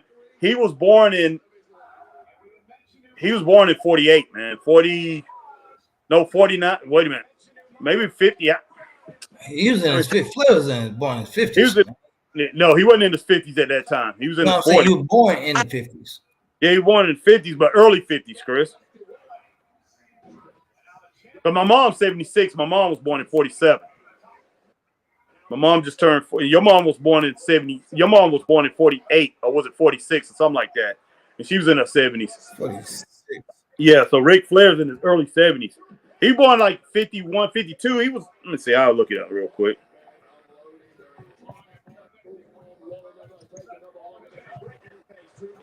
Yeah, he's 74. He was born in 1949.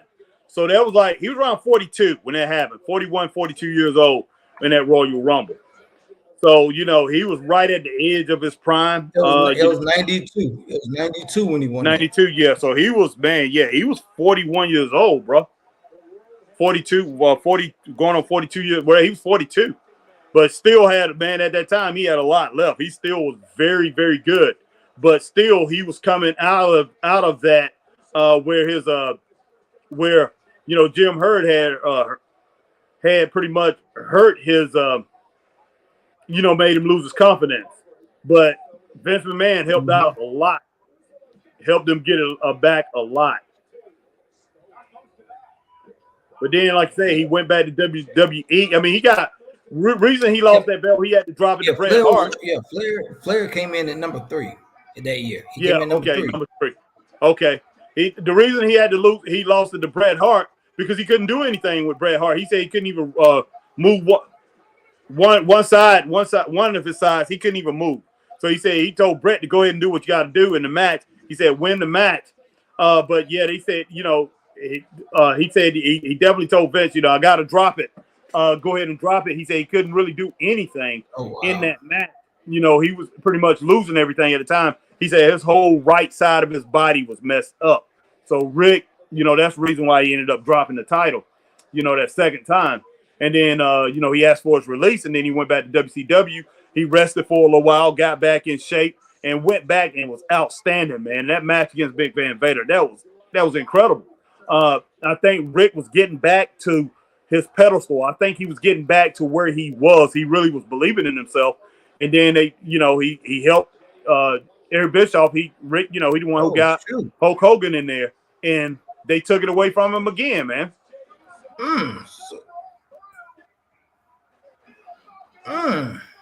Wow. Goodness sake. They better hurry up, boy. Time running out. But you get us match so far. I got it 3 stars, man. 3.5 stars. 3.5. Oh, I don't have it at that yet. But we'll see. Let's see.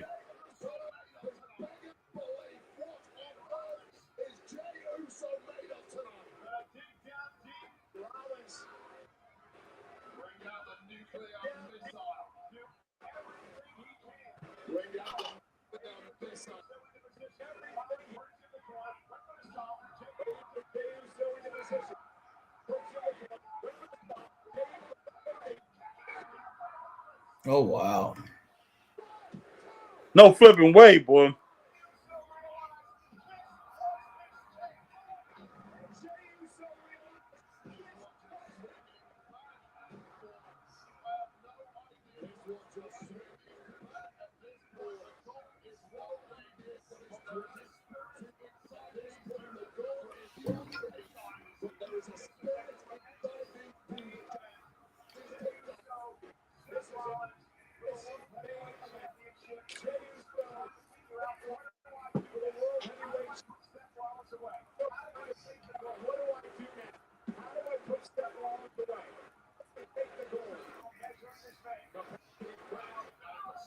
That thing getting real, Chris. Got caught. Buckle bomb coming up. Goodness sake. Here we go. All Buckle right, guys, bomb. we're going to get to your comments in just a little while.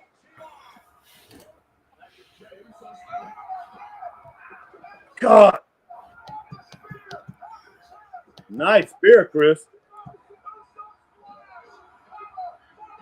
There's no way.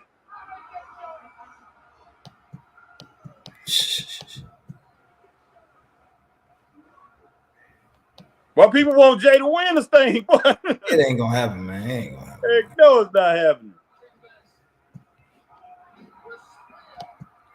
JL said Harrington. Sorry, just got home. All right, JL. JL, anything note of happening? Well, this match has been good, man. Yeah, it's been good. Everything's been good, pretty much. Magnum, I own a original NWO shirt, a license, and a license plate. Nice. Okay, cool. Jay deserves a humbling. Lord, there you go.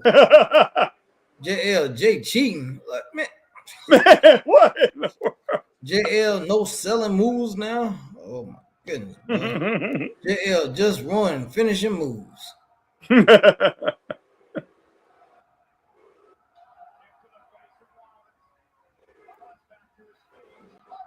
Oh God. Pedigree, boy. That's it, boy. That's it, boy. Oh God.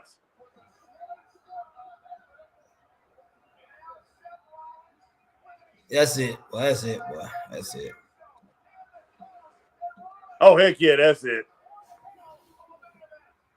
I knew Jay wasn't gonna win that match, man. Heck no, what you got it at, man? I'm rolling with what you got.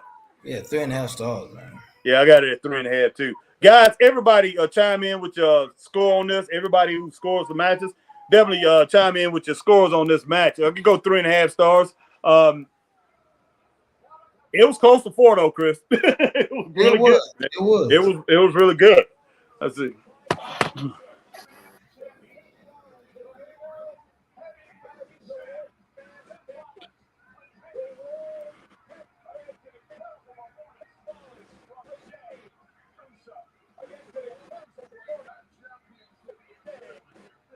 Just running finishing moves. Wow, JL.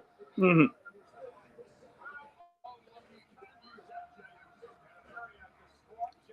Jay Uso, boy, you ain't gonna win no title, boy. Like, it's not nothing like that. Oh heck no, Whoa. Man,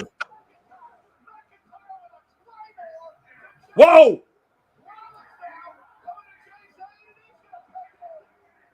Boy, don't mess with no Drew McIntyre, boy. Goodness sake, boy. That big monster, boy. There you go, Harry. This you want chaos, boy. There you go.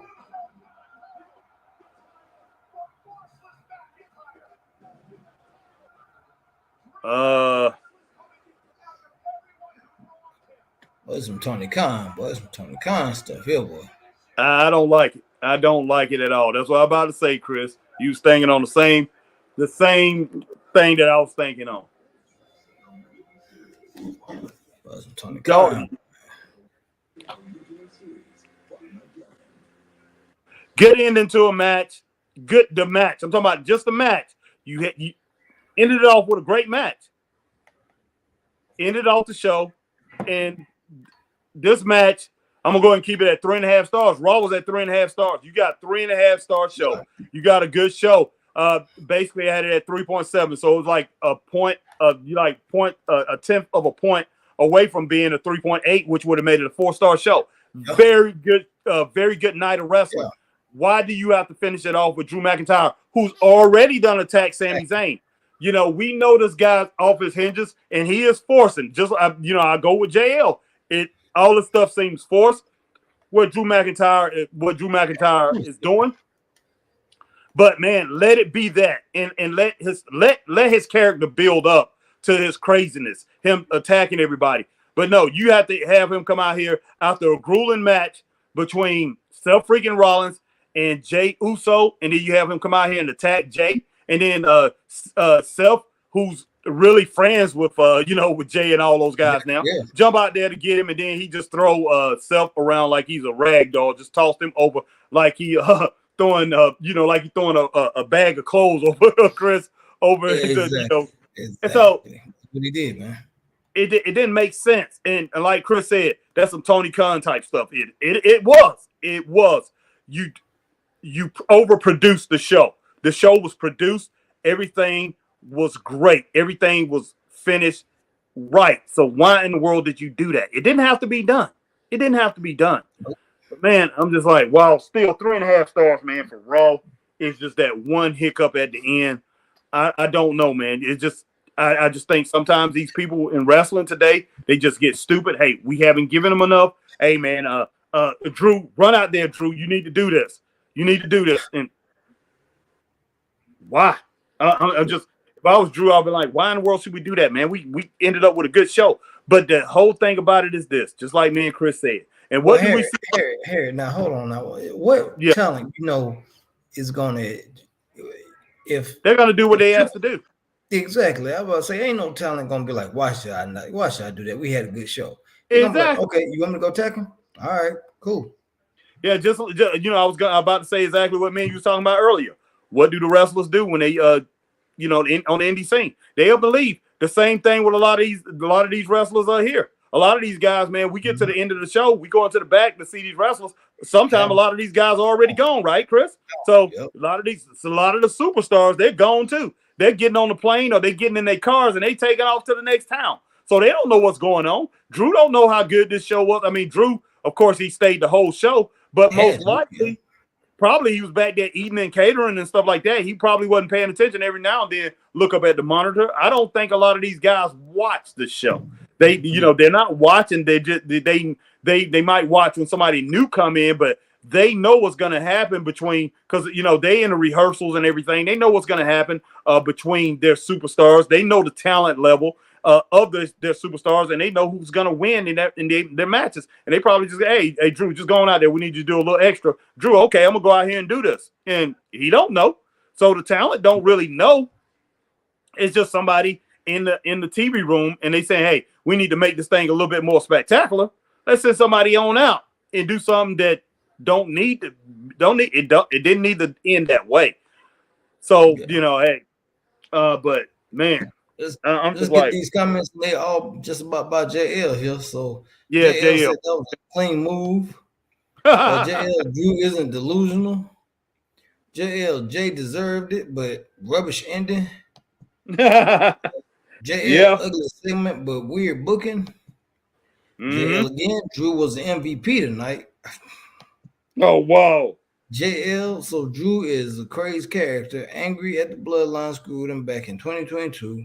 What's this? Rubbish ending. Pinocchio. Pinocchio. Janose McGee as Mr. BC Amplified will say, okay. Yeah.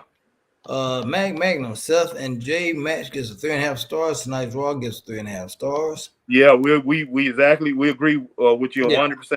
Yeah, we on that one, Mac. JL, I thought Brooks would come out, but damn, that ending felt like I'm watching a Seinfeld or Big Bang Theory. Feels like nothing happened and we're back to square one. Well, CM Punk's gonna be on SmackDown, so he'll be on SmackDown and he'll be on Raw next Monday. JL. Yeah. JL, I'll stay around. Catering and free TV is great. It's a great trade-off. JL 1.9 star show. Unacceptable, repetitive. Good Lord. We're not gonna go that way, JL. Yeah, that's low, boy. Yeah, no doubt. 3.5 stars for Raw. See you tomorrow. All right, Lem. You have a good night, man. But yeah, Lem, have a great night, man. But yeah, that ending was unacceptable. It was something that didn't have to happen. It's crazy, but it is what it is, man. And the whole thing about it is Triple H, he needs to get to the point where he's satisfied, man, and believe in your product. When you do something like that, it's telling me, man, you having some doubts. You're not believing in it. It's like having 2 quarterbacks on a football team. You got to have backup quarterbacks, but it's like switching in quarterbacks back and forth. You got to believe in what you have, and you got to stick with it, man, because people like consistency. Be consistent. And that just wasn't good, man. You had a superstar attack two superstars. And I'm talking about every one of these superstars, I have to say, is in a top 8. Superstars in the WWE. These are top-notch superstars that was out here tonight. It didn't need to end that way. Didn't make no sense. Now, if you want to have Drew come out there and start fussing at Jey Uso and telling them it's not over between those two, and telling Jey that he's going to get his, and then and looking up at Seth and say, I'm not finished with you either. I want that belt around my waist. Hey, big ups to that. Big ups to that. He could have came out there on the mic and delivered his message, and people would have been people definitely would have been in tune to that. People would have enjoyed that. But no, you had to have this guy come out here and destroy a table. Throw around your world champion. Didn't make sense. Didn't make sense, man. But I'm disappointed in that. But I'm not gonna let it ruin my night. But we both know that that's the lasting impression people are gonna have of Raw. The fans. Yeah. Fans. That's the lasting impression that people are gonna have of Raw tonight, because. And it shouldn't be the lasting impression. They did some great things tonight with their promos, and they had some great matches. Some of them was short and quick, but they was dynamic. You had a couple good women, a good women's tag team match. Those things are memorable, but you're taking away from the memory when you do something like what you did to finish off tonight. But that's what they do, hey. That's what they do, man. So but guys, man. We're going to get off here, guys, and we're going to see you guys tomorrow for NXT. No doubt. NXT, guys, NXT tomorrow. Same time, same bad channel, guys. NXT tomorrow. Join us, man. We want to thank everybody for coming in. JL, Lim, Alpha, Magnum, Ray Underwood, DSK. Who else do we have in here, man? Matthew Lincoln over on Facebook. Rocky Saki over on Facebook.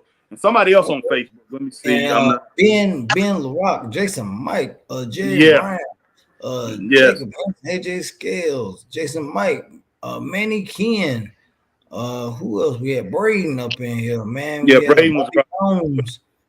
Let me see. Jonathan Paul's up in here, man. Green Randall up in here. Green Randall. Shot Van Dam was up in here, man. Green Randall was up in here, man. We got Liam Oliver, Jerry Brown. Got them already, man. So okay. John Smith was up in the building, man. My man, Jonathan Paul. Oh man, Jonathan Paul was up in the house tonight. I don't know if Chris already got you, but I think we got everybody. If not, oh man, Bobby Jones was up in the house. But we appreciate each and every one of you guys coming in with Straight Up Wrestling Show, guys. And we here to rock this thing out with you every flipping night that wrestling is on. If it's important, hey, me and Chris is here. If we're not here, we at a show, man. We do our shows. We go to shows. We go to independent shows, and we don't just go and sit in the audience. Sometimes me and Chris, we do go to shows and be just fans. We love just being fans sometimes and not having expectations on us. But every time we go, even as fans, people know who we are at these shows, and they expect a few things. They want us to podcast. They want us, why you guys are not doing commentary. So, sometimes we get to the point where we can't even go to the shows without people asking us why we're not doing something extra at that show. But we do like to go to shows as fans. We usually go to 3 count now as fans since our partner passed away. Our commentary partner passed away. He used to like to, pretty much videotape those shows. And until they ask us to actually do it or go out there and do the commentary, me and Chris, we're going to go there and just enjoy the action. Because we're just going to be fans, man. They do let us in free and whatever. We do promote them.